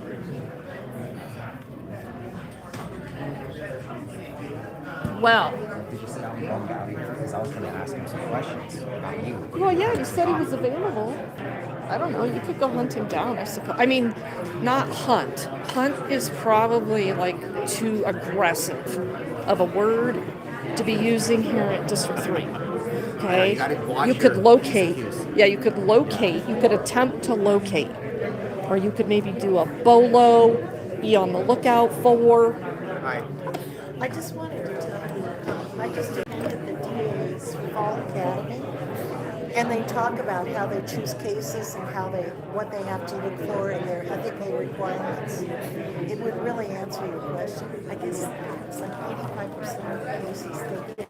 Good job, you're right on those cars, son. Oh, really? Yeah, And I these think statute. It's bad that No, right? that's Because what we they're allow, selective on because it. I like So the two I license actually plates on had a the car. charge. I really do. Like Commander Bell was That's saying. fine if it's manufactured for it, but if it's not, you have to literally devalue your vehicle. Isn't that true? And I went through this. I had probably 15 tickets. Yeah, for no front license plate in the city and county of Denver. Nobody else tickets for it. And I They're had to not that fight. sensitive yet. I had to fight every one of them because I'm not going to destroy my car. No, It's not manufactured for a plate, and the statute's very you're clear. 100% right. Yeah. Well, thank you. I appreciate that. That's, I didn't know you did it personally, but you were right on that. And all the Teslas. Look at the Teslas. None of them have front license plates. So, So they just think that. Did you get the cookies? Because if you don't, my wife's gonna be pissed. I'll take You better. I promise. I I'm don't taking want her some mad at cookies. me. I'm taking some cookies. Okay. I'm just curious about, you film and hear. Yeah. Yeah, I have Do you represent channel and I have No. group or? No, I just have a YouTube channel, so I stream you this do? meeting. Oh. Yeah. So I can go back and refer to things that were said, just like my questions about the presentation from La Paz. Now I have no way of knowing. Because La Paz doesn't just communicate with the community. So they don't answer questions because they're very private, you see. And so now all of a sudden the cops are going over there and why? And I'm never going to know. So are you sort of an advocate for? The homeless? Yep. Oh, that's, okay. That's Part what of I was the, yeah, wondering. part of it is. Part of it's that? Yep. And what about other things? Are you? As far as, Just curious, I don't know anything. Just, you have a YouTube channel that, I do have a YouTube channel. Yep. what's that called? Do you know? It's just my name, Regan Benson. Regan Benson. I'm just curious because I could see that you were informed about a lot of things and were correcting things. And so I just kind of wondered, Well, this district, which I live in as well, spends a lot of time criminalizing me.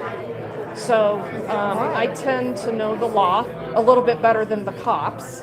So they don't like that. Yeah, I could tell there was something There's some animosity, absolutely. Yeah. And I don't think this district has good leadership. I think it had better leadership when Kyle was here. I don't know if you remember Commander Rick Kyle. Well, he's a chief now district, and things were different. They were a lot different. Yeah. And so I'm critical of it because I think people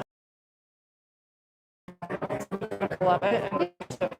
And it should be able to be done without retaliation. Yeah. And it's not. Oh, They retaliate a lot. So that's not helpful. yeah, it's not. And so we have this probably unhealthy dialogue. Right. When we probably could get some things done together for the homeless and for the people that are suffering. But what's said in here and what's actually done out on the street are two different things. Okay. And I don't appreciate the dishonesty. Yeah. So That's good to know. that's just my position. Yeah, it's a And what's completely your- different dynamic because this is kind of like a dog and pony show. She's actually out on the streets on a daily basis, real interactions with the police, and it's night and day difference. So what's your name? I'm terrible. It's just my name. I know, but My name is Regan Benson. Like, you'll remember Reagan. No, but I have a really bad memory. I mean, really. I got to put it in my notes. Well, yeah, do you have YouTube on your phone? Do you have the YouTube app on No, there? I don't. Okay. You can just type, my name. It's Regan Benson. R-E-G-A-N. How do I add? Okay. There you go. Yep, B-E-N-S-O-N. Okay. Great. Good to know. Yeah. And it's, be prepared, because it's not okay. a rated PG channel. I'm very clear in my description about what kind of content is on my channel. Thank you. Thank you for the conversation. I appreciate it. Well, if he's just gonna leave the cookies, Yeah, here, you I'm better gonna have another one. take some I love cookies. these. These are like some of the best cookies. Excuse me.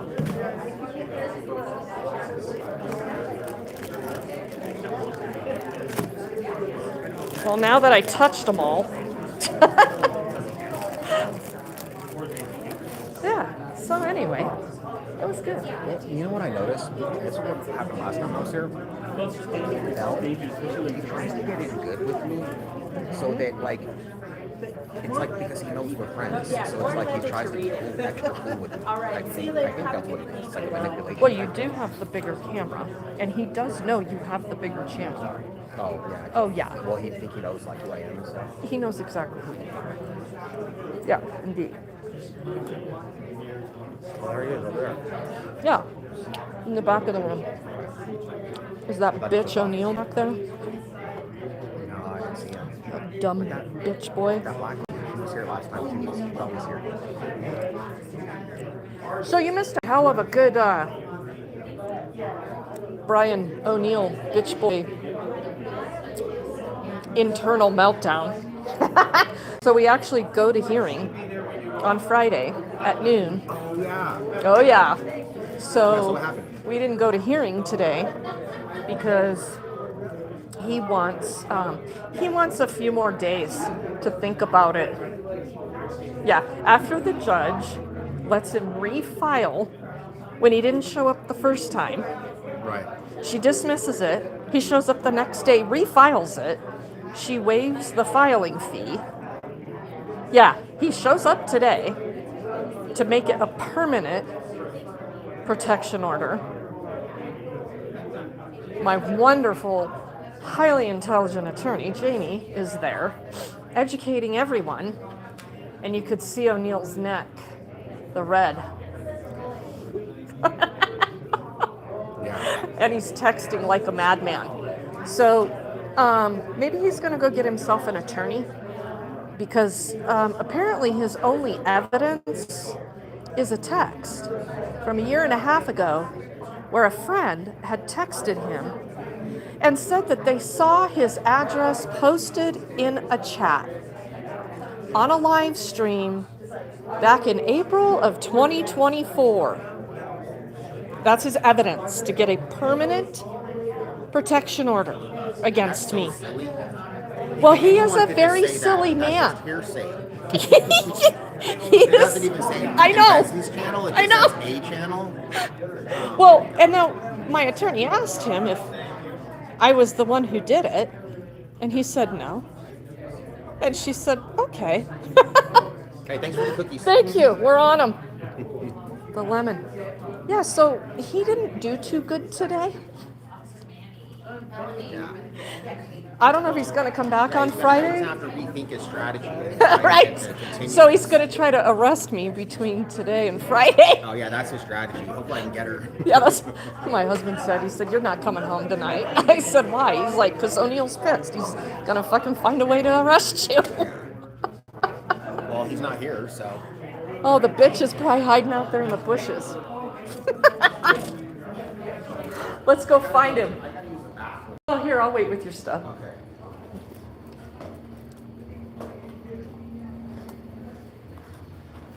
I'm probably getting ambushed on the way out. Ambushed from the bushes. Yeah.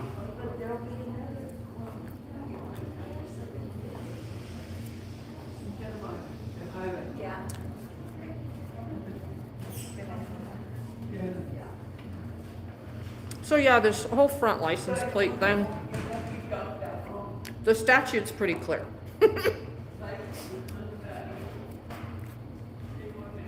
But Denver makes up their own rules for profit.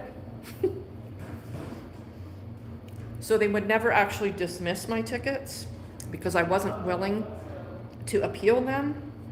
So they would just lower the fine. It wasn't worth my time.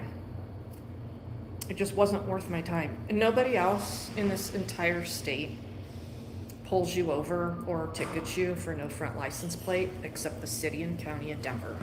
And it's not even the cops, it's right-of-way enforcement, the meter maid bitches. That's their sole purpose, is to find as many no front license plate cars as they can. I've been fighting this for a long time.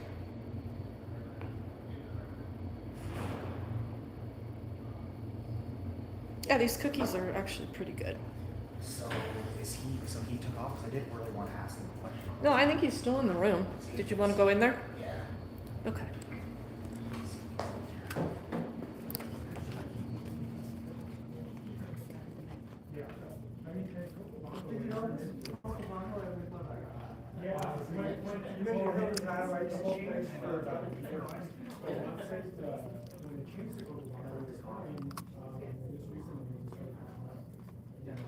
Oh, he's not back there? Did little Miss Sergeant Jenkins go hiding around the corner from me? Because she knows it's not true that they advertise these meetings on Facebook. They just advertised this one on Facebook for the first time ever because I threw a fit about them not advertising these meetings. Oh, and by the way, they stifled my speech here. I had my ribbon up here for O'Neill, and somebody tore it down. So I'm gonna put my speech back up here, and it better fucking stay Is this here. for people that can put stuff up? Yeah. And so, Oh, really? yeah, I wrote my ribbon. I said I support the firing of Brian O'Neill, and I put it here, and it's gone. So what is this for? It's for praise. If you don't have something good to say, you don't get to say So anything. you can just say, we love this police officer. Yeah. You can't say fuck the police. Well, if they allow speech here, then they have to allow any speech here. They Not can't- Regan's speech. Yeah. So what do you do? How do you do it? So you just take this piece of tape, Okay. and you gotta have a pen. So I don't. You pencil got a out. marker? Maybe they got a marker over there. Yeah, I got video of it and everything.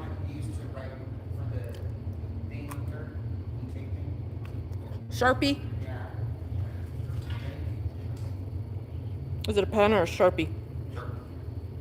Right on. So Okay. what do? You get a ribbon? Yeah, this is supposed to be the ribbon. The tape is supposed to be the ribbon. I mean, look at these stories that people are writing. Oh, thank you for everything you guys are doing. I know that it dangerous and you have to sacrifice a lot to do this.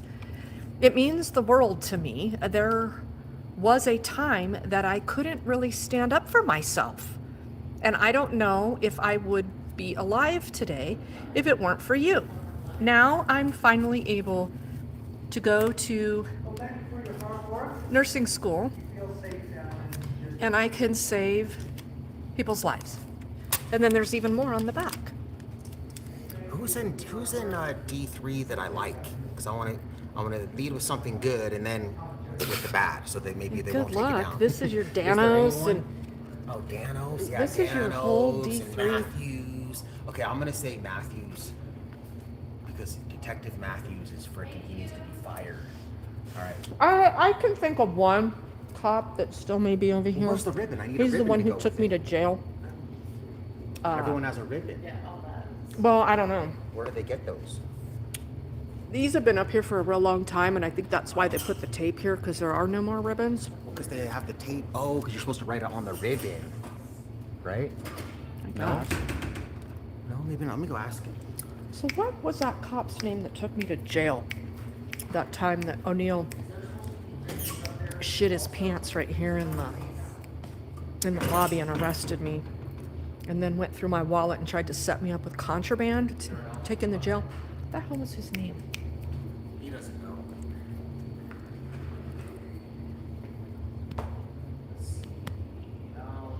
I'm getting really bad with remembering shit. Well, it's been a little bit of an issue. There's a lot of stuff. I'm gonna go use the restroom. Did Amy leave?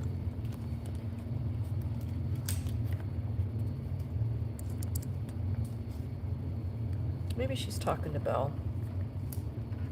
Oh yeah, I saw her over there. I think she left. Oh, did she?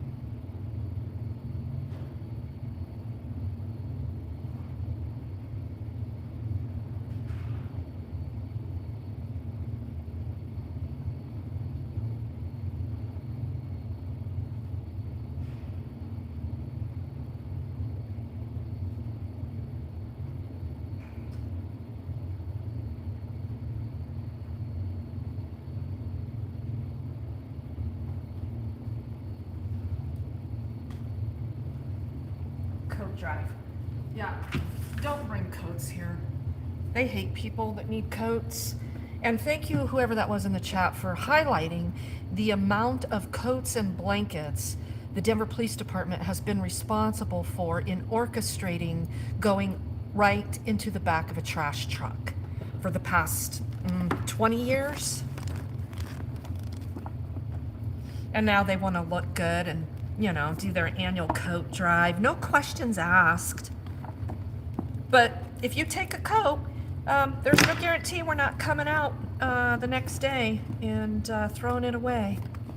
Just know that.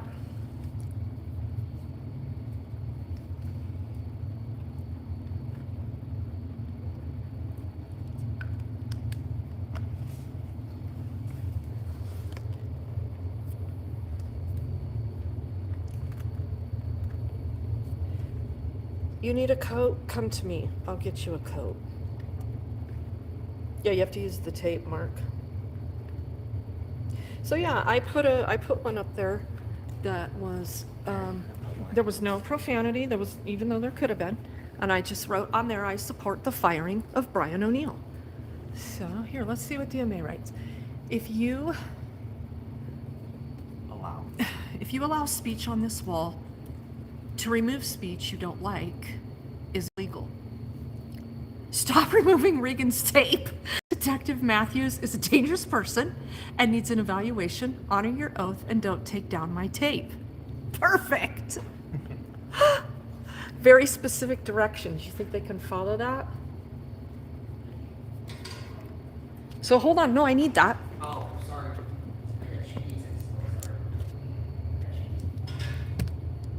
Because I got to put back up. I think I am going to go ahead and file a complaint with the Office of the Independent Monitor.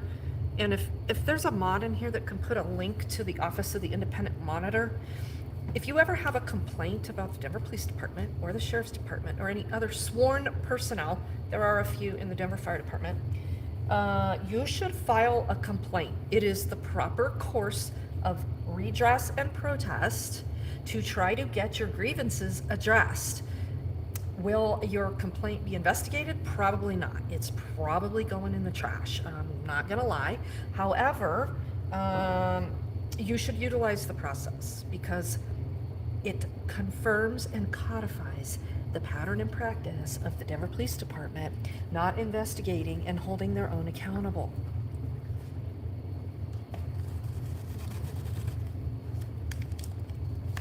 I wish I had something good to say, you know what I mean, about one of these guys.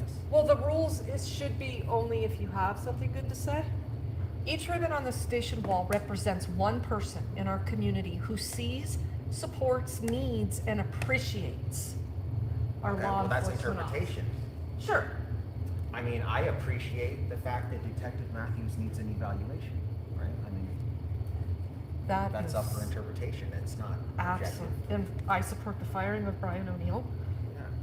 You appreciate I'm that, probably, right? yeah, and I'm probably not the only one that appreciates that, I would imagine. I mean, it says needs. You need Yeah, the him to need. be fired. I Right? do need You for him. support him to be fired. There we go. I mean, you're totally following the rules. I support the need.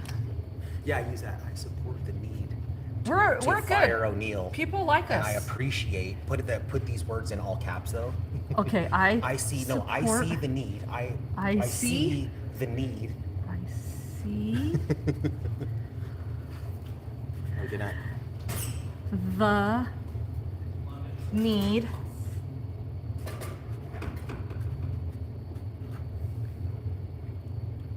and appreciate And support and support the firing.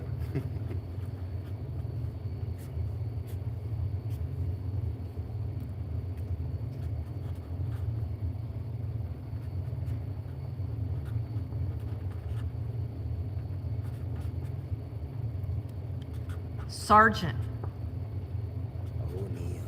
Brian Crimea River O'Neill.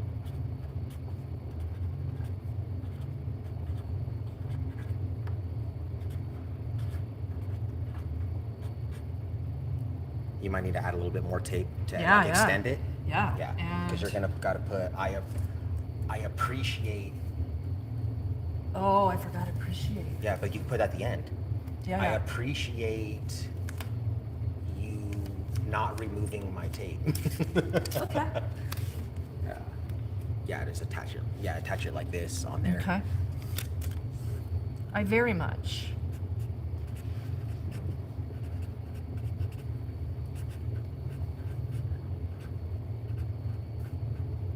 appreciate you respecting my speech. Yeah, and not removing my tape.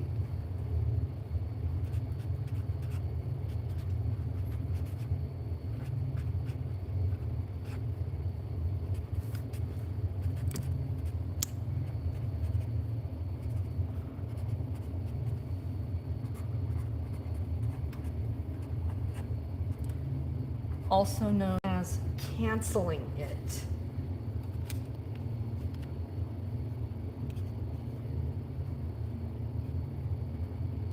Because if you do, I'm going to call my lawyer and I'm going to add it to the lawsuit. Yeah, it's hard to find a room. Right? You could probably put it on the bottom, or you could put it up here, right Oh, there. yeah, that's a good spot. That spot. I might need Look, a you even got a chair. stool. Look, you can stand on this thing. You want me to climb on that? Yeah, climb it up. Climb up there. Okay, don't watch. I got it on here, so we can, in case you fall.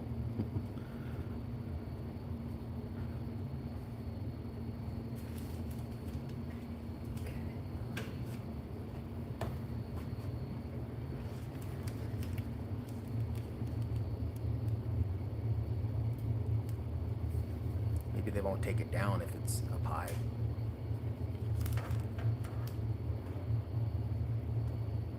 But can you see it? Yeah, you can see it still. Can you hand 'cause me it's that this big. so I can write the word it? You know, me. Assumption is the mother of all fuck ups. Jamie Dodger. Jamie. She's not a lefty. Just so you know. Jamie She's not a is righty wondering either. if I'm a lefty. Yeah, he said didn't know Regan was a lefty. What would make me a lefty? Yeah, what would make you Canceling, because think I use that? the word canceling. Not Because sure. I use a little bit of their own lingo.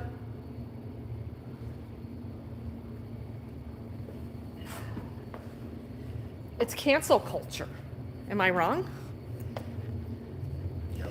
If we don't like somebody, we just cancel them. AKA throw them in jail, criminalize them, disown them, humiliate them, throw all their shit away. Thank you.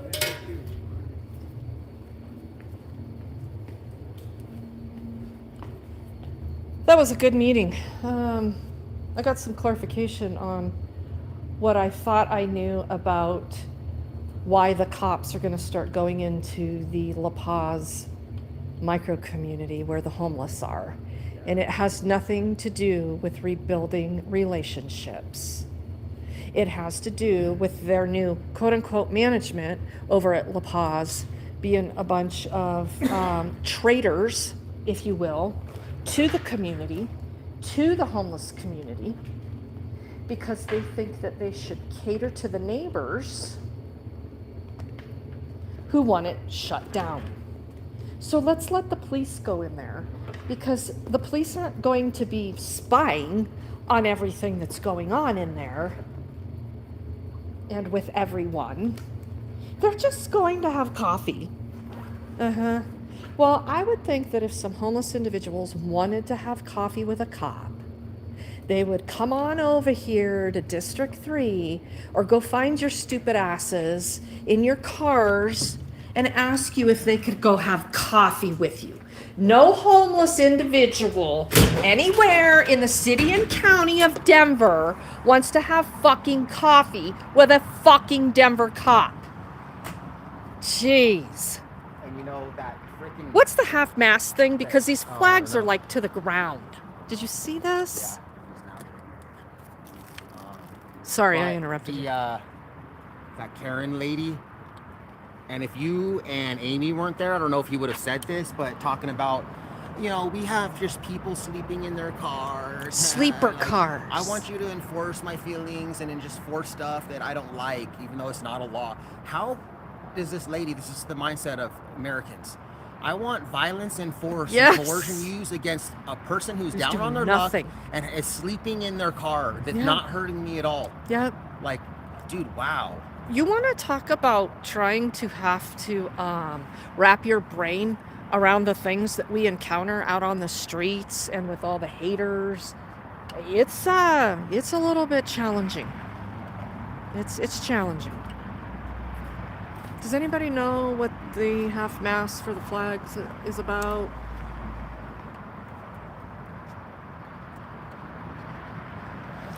Yeah, rain. Well, just wait for it. You know, I mean, there's always tomorrow. You heard Bell. They're writing a warrant for the guy who is an organizer of a meetup of cars. I was gonna ask him about. I was gonna be one of the Yeah. questions I was gonna ask him. I said, hey, what's the warrant for? Uh-huh. Because I mean, if the warrant is for like, you know, what's it called, reckless driving or whatever, I Right. mean, okay, but just organize, like meeting up, gathering At the thing, Target. That's not illegal. I know. And to see that everyone, oh yeah, good, yeah. I know. I was like, dude, that's sweet, dude. Like, I like it when I see those guys, nice cars driving fast. Yep. I think it's cool. I mean, I don't want them driving reckless, and Santa Fe's a shit show. That's the other thing. If they want to be honest, do you know how much street racing and motorcycle racing goes on Santa Fe? Yeah. 24/7? Every Sunday they have a meet. There is never a cop ever on Santa Fe in District 3. So this whole bullshit, it's the dog and pony show. Oh, we're here having this meeting. Let's go ahead and just say this shit, because if we say it, it's true. Look what we did. Well, they are talking about car theft. That's the exact topic they had last time we were here together. That's what I thought too. Yeah. I was wondering that because I was like, this is ringing a bell. Yeah, it's like the law of attraction. Yeah. So ultimately, the next meeting is the 5th of November. So we'll put that on our calendar. She's the keeper of the secret email list. You email her so you can get on the list. I mean, she's nice and sweet and everything, but why do you want to be in charge of who gets to come to a public meeting? If you're not up to no good. If you're not up to, like, serving the commander himself. I mean, anyone should be able to come here, whether you live in the district or not. That's I mean, right. I'm technically a resident of Denver, but I don't live in District 3. And I should be. It doesn't matter if I live in Minnesota. I should be able to. exactly. And there's no way to find out. No way. And so ultimately, last time I was here, and there was no meeting because they just moved it. Yeah. I was just out here chalking away, minding my own business, all by myself. And then next thing you know, there's a warrant for my arrest because I allegedly posed an imminent threat to someone's life. And nobody arrested me. Nobody stopped me. They, in fact, came out and took pictures of it and then called the fire department to come hose it all down. This criminal case is gonna be a trip, but we got to get through this Brian O'Neill protection order hearing. So when is it now? It's Friday. Friday? This Friday at noon. So this judge is now very aware today that she's violating my rights. Oh, really? Oh, yeah. Because of what Jamie said? And she wanted to have a hearing today after she told Jamie that she didn't want to have a hearing, and said that she needed time to review the memo that Jamie put together, which is the new academic Bible for activism. Wait till you see this document my attorney put together. Holy shit. That goes in your little book in a fucking frame. I'm telling you, this is some really good stuff. So she gives the judge a copy. She gives O'Neill a copy of it. And the judge says, oh, I need time to review this. This looks like a really good document, and I need to research it. And Jamie said, well, okay, it is. It is a very good document. It is very important stuff. And so Jamie came out and told me this all took place oddly while I had just gotten up and went to the restroom. We'd been sitting in this room for an hour and a half, and then all of a sudden the judge is interacting with my attorney when I'm not in the room, right? And so Jamie comes out and she's like, well, we're going to set this over. I'm like, okay, if that's what we need to do. I kind of pisses me off. He didn't show up to the first one. Yeah. She lets him file another one and doesn't wait and waives the fee for him. I've been fucking here at both hearings, right? And Jamie's like, well, we'll reset it. So we go in there. She calls us up. And Jamie reiterates to her that any protection order at all is a violation of my client's constitutional rights. And the judge just kind of, oh, well, so should we go to hearing today then? She knew. And Jamie said, sure, yeah, we can do a hearing today. She said, okay, well, let's come back at 2 o'clock. It was 11:30. And she said, Sergeant O'Neill, is that okay with you? Well, of course it wasn't. He needs more time. He needs more time. I wonder if you were the one that needed more time, if she would be Fuck okay. no. If I was the one that filed that, first of all, you think she would have let me file that on a fucking cop? Come on. My attorney even said she's never seen anything like this. Ever. And she handles a lot of protection order cases because she's a criminal defense attorney.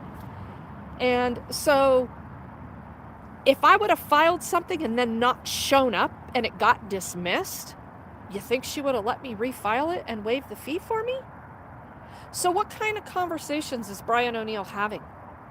Who's doing this for him? Because he didn't know what the fuck to do for himself today after he was given that document. And will he show up on Friday? Is he going to show up and want another extension? This is some bullshit. So is Bell have the protection order too? Well, Bell has a criminal protection order. Those also violate everybody's civil rights. Under Title 18, it's a law. The law is unjust. A Title 18 crime requires a protection order. Yeah, he's got one, but that day it was heard, I was in jail, and Jamie was there, and she said to the judge, "Judge, as you're aware, these criminal protection orders violate people's constitutional rights, and especially my client, who does this, and that." And the judge fully agreed with her. There was no, "Oh no, this is not the way it goes." That judge said, "Yeah, you're right." And so then the prosecutor didn't like that because I was still able to come to District 3 and still interact with Bell in his official capacity. I'm just not allowed to go to his house or kill any of his animals. Have you ever even been to his house? Fuck no. I don't even know where the motherfucker lives. Yeah. And this... So do all this stuff that you've never done. Yeah. Anyways. Yes. Like they tell you. Yes. Do this even though you never did it. So during that criminal protection order hearing, the judge said to the prosecutor, "No, you're not going to violate her rights. She can go to these meetings." And the prosecutor said, "Well, we're going to need, at the request of Commander Bell, we want Miss Benson put on GPS monitoring." Yeah. Yeah. And my attorney, she throws her head back. She laughed. She said, "Absolutely not." And the judge said, "I don't see any need for putting Miss Benson on GPS monitoring." Then she threw another fit and said, "Well, if you're not going to put her on monitoring, then we need a high bond." And then the judge said, "Well, sure, I'll give you a $1,500 PR bond." That judge was not happy with the shit that was going on that day. Thank God you got that judge on that day at least. Yeah, I mean, and that's the whole thing. It's like going to Vegas. That depends on the judge. You know? And thank God I had the resources, literally, thank God that I had the resources to have Jamie there. Because other people didn't get that. You should have seen what was going on in that box with the other inmates that were in there with me. It was me, 2 other women, and all men. And they were fucking high-fiving me. They all stopped talking and listened to my whole case, listened to Jamie say, "This Denver Police Department continues to target Miss Benson, throw her in jail, cases continue to get dismissed." Yeah. They were all in dead silence. It was over, they all stood up and were fucking high-fiving me. Really? Yes. Oh, dude, that's awesome. Yes, and these dudes, I mean, these were look, we're all innocent in there until proven guilty. And those dudes that were in there, they'd gotten hemmed up by the cops who claimed they were in stolen vehicles, but yet were being held on investigation holds. That's the other thing they're doing, taking us all to jail on investigation holds. I wasn't even fucking charged. I was in jail on an investigation hold. We all were in jail on investigation holds. I've never even heard of that. Oh. I didn't even know that was a thing. Yeah. So that's digging into another whole level of how much time they have to actually charge you with a crime. My cellmate, the girl I was in there with, investigation hold for 4 fucking days. It's totally unnecessary. Why it's don't a you wait law. till you have the investigation done, then get the warrant? I don't understand why they're even able to do that. Because they want people to flip on people. They want people to start talking. That Right? just doesn't seem, is that constitutional? It It's doesn't seem right. it's again our state laws, and they have to either release that person or charge them within, I think it's 72 hours? Or 48, 72 hours, something, but supposedly only during the week, and weekend days don't count. Yeah, all this crazy shit. And even Jamie, I'm like, so I gotta bail this girl out that's in here with me, because they're not charging her. She needs to get back to her kids and her job. She's got a $300 bond, and they won't charge her with anything. I said, what? How long do they have to charge her? She's like, Reagan, I don't even know, because I don't do this county court shit anymore. She only does district. And so that girl, later that day, because I was going to bond her out, later that day, she walks out of the jail. They call her, and she goes downstairs. She's like, I'm leaving. I'm like, somebody bond you out? She's like, I don't know. I'm leaving. Yeah. She leaves, texts me later that night. She's like, you're not going to believe it. They dismissed the case. I said, right on, girl. Yeah. She called me 4 days ago. A fucking detective from DPD called her way after the fact and said, oh, hey, you know, we were only able to do that because we need you to come down here and pick up a new ticket. They charged her with a municipal charge of wrongs to minors. She has no idea why. It's a broad brush charge, from anything from not providing a child with food to giving them a gun to beating them.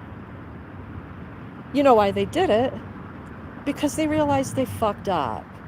So they And now and now they need her. I said, girl, you know, I'm not an attorney, but I really think you should seek out some attorney advice on that. So yeah, I go see her tomorrow.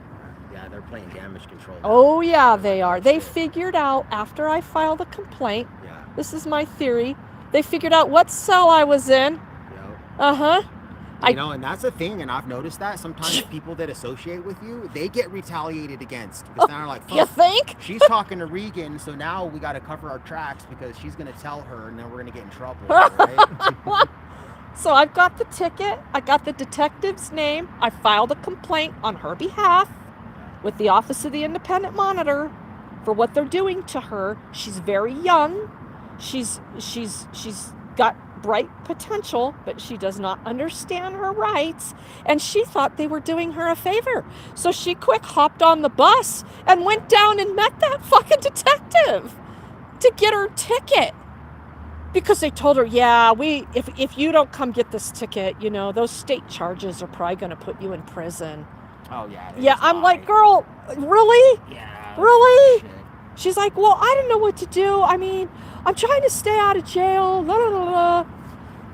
Oh, the shit that goes on in these cities. It's unreal. I mean, Denver, they're just really super duper incompetent, as we see often.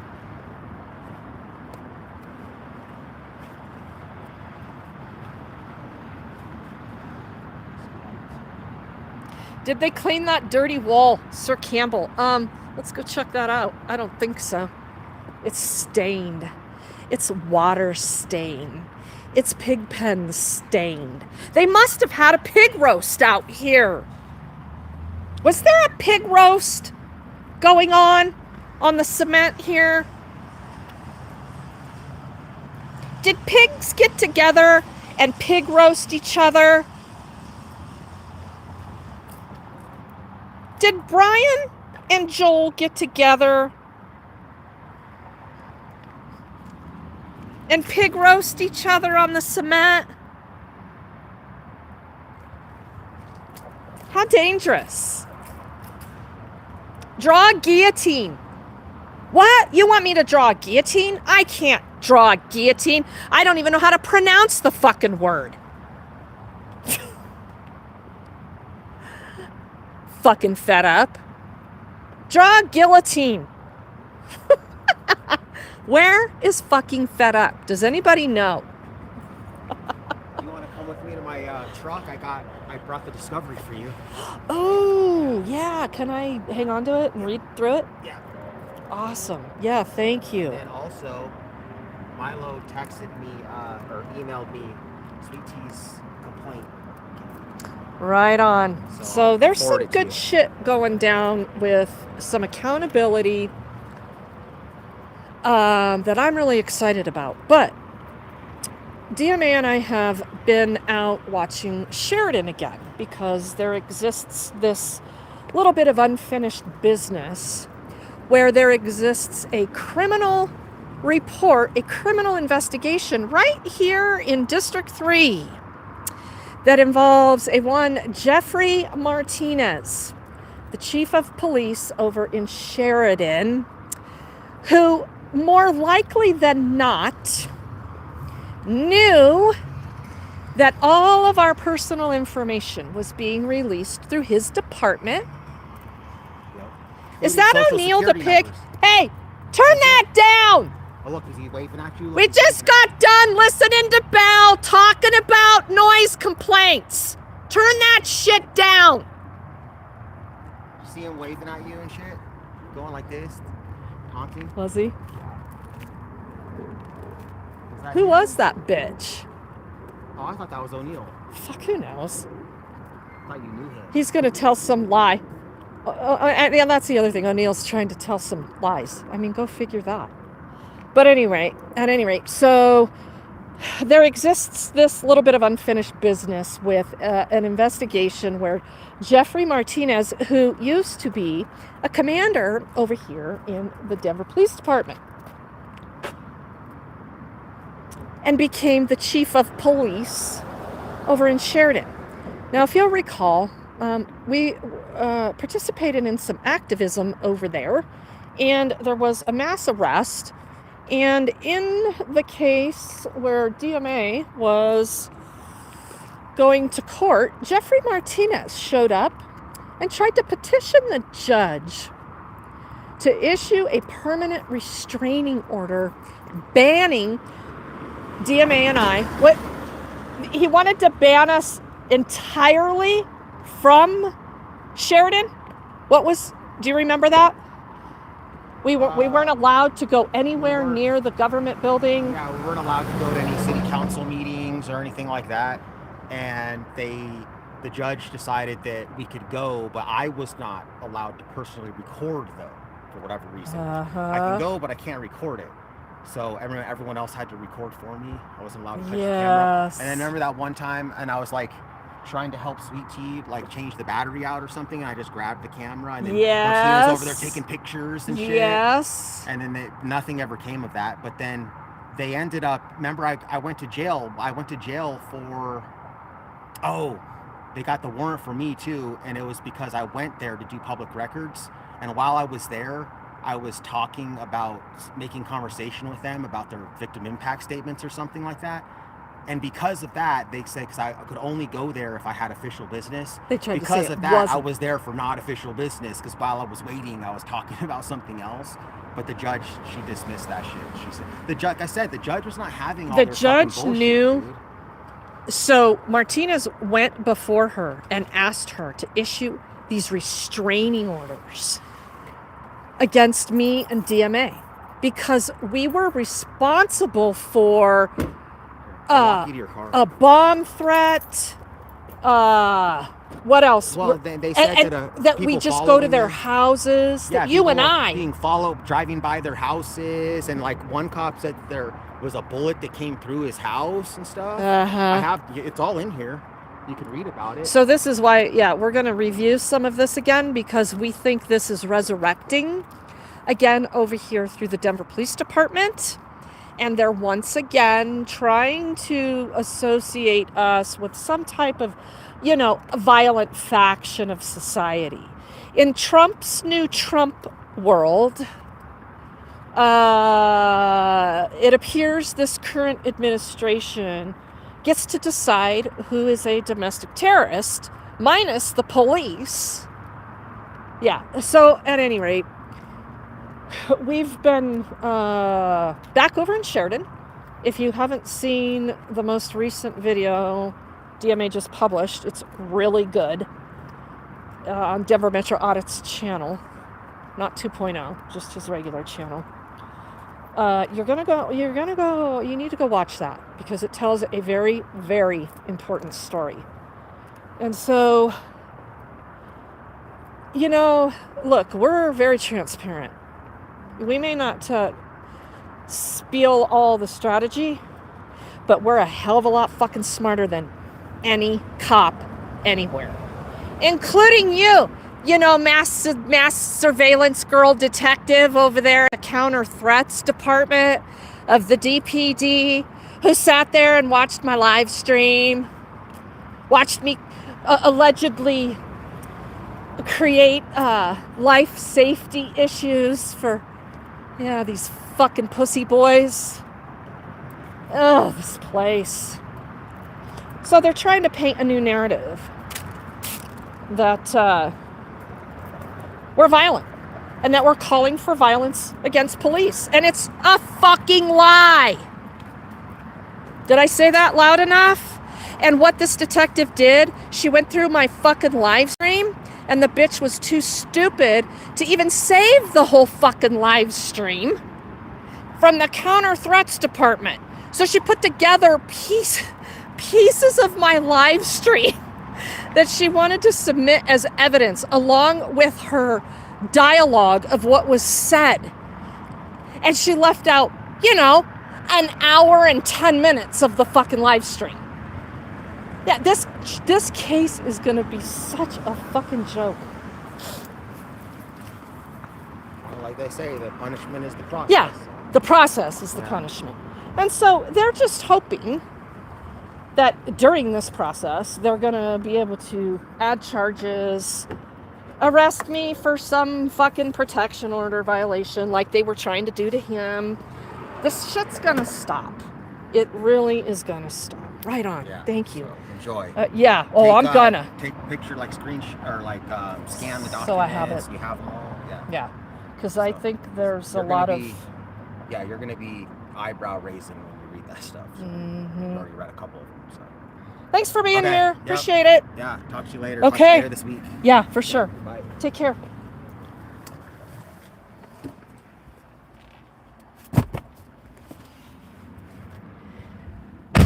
So, yeah, there's definitely some things that need to be addressed. And again, I'm very, very fortunate to have the attorney that I have. Without her, none of this would probably be possible. And this criminal investigation that remains, well, I don't know that it's open. It's not closed, but we're going to be addressing that because it's housed right here at District 3. Yeah. So you get what I'm saying. Thanks, Rain. I appreciate it. All right. Well, you guys, not a lot of comments. So there's a lot of trolls in here, to include the police, attorneys, judges, stupid cops. And yeah, good luck with whatever your mission is. I'll just be over here helping John Mackey, who got arrested last night in Inglewood. Filtering John, through the system. For those of you that have been with me for a while, you know the name John Mackey. And yeah, and a couple others, including that young lady that is being charged by the Denver Police Department for wrongs to minors. After sitting in jail for 4 days. She's a sweet little gal. I'm gonna go see her tomorrow. All right, well, you guys have a great night. Hey, Lucky225. Yeah, right on. Thanks, Aaron. I always appreciate you. Always appreciate you, Rain. Thank you. Thanks, Mark. Bye, guys. Mwah.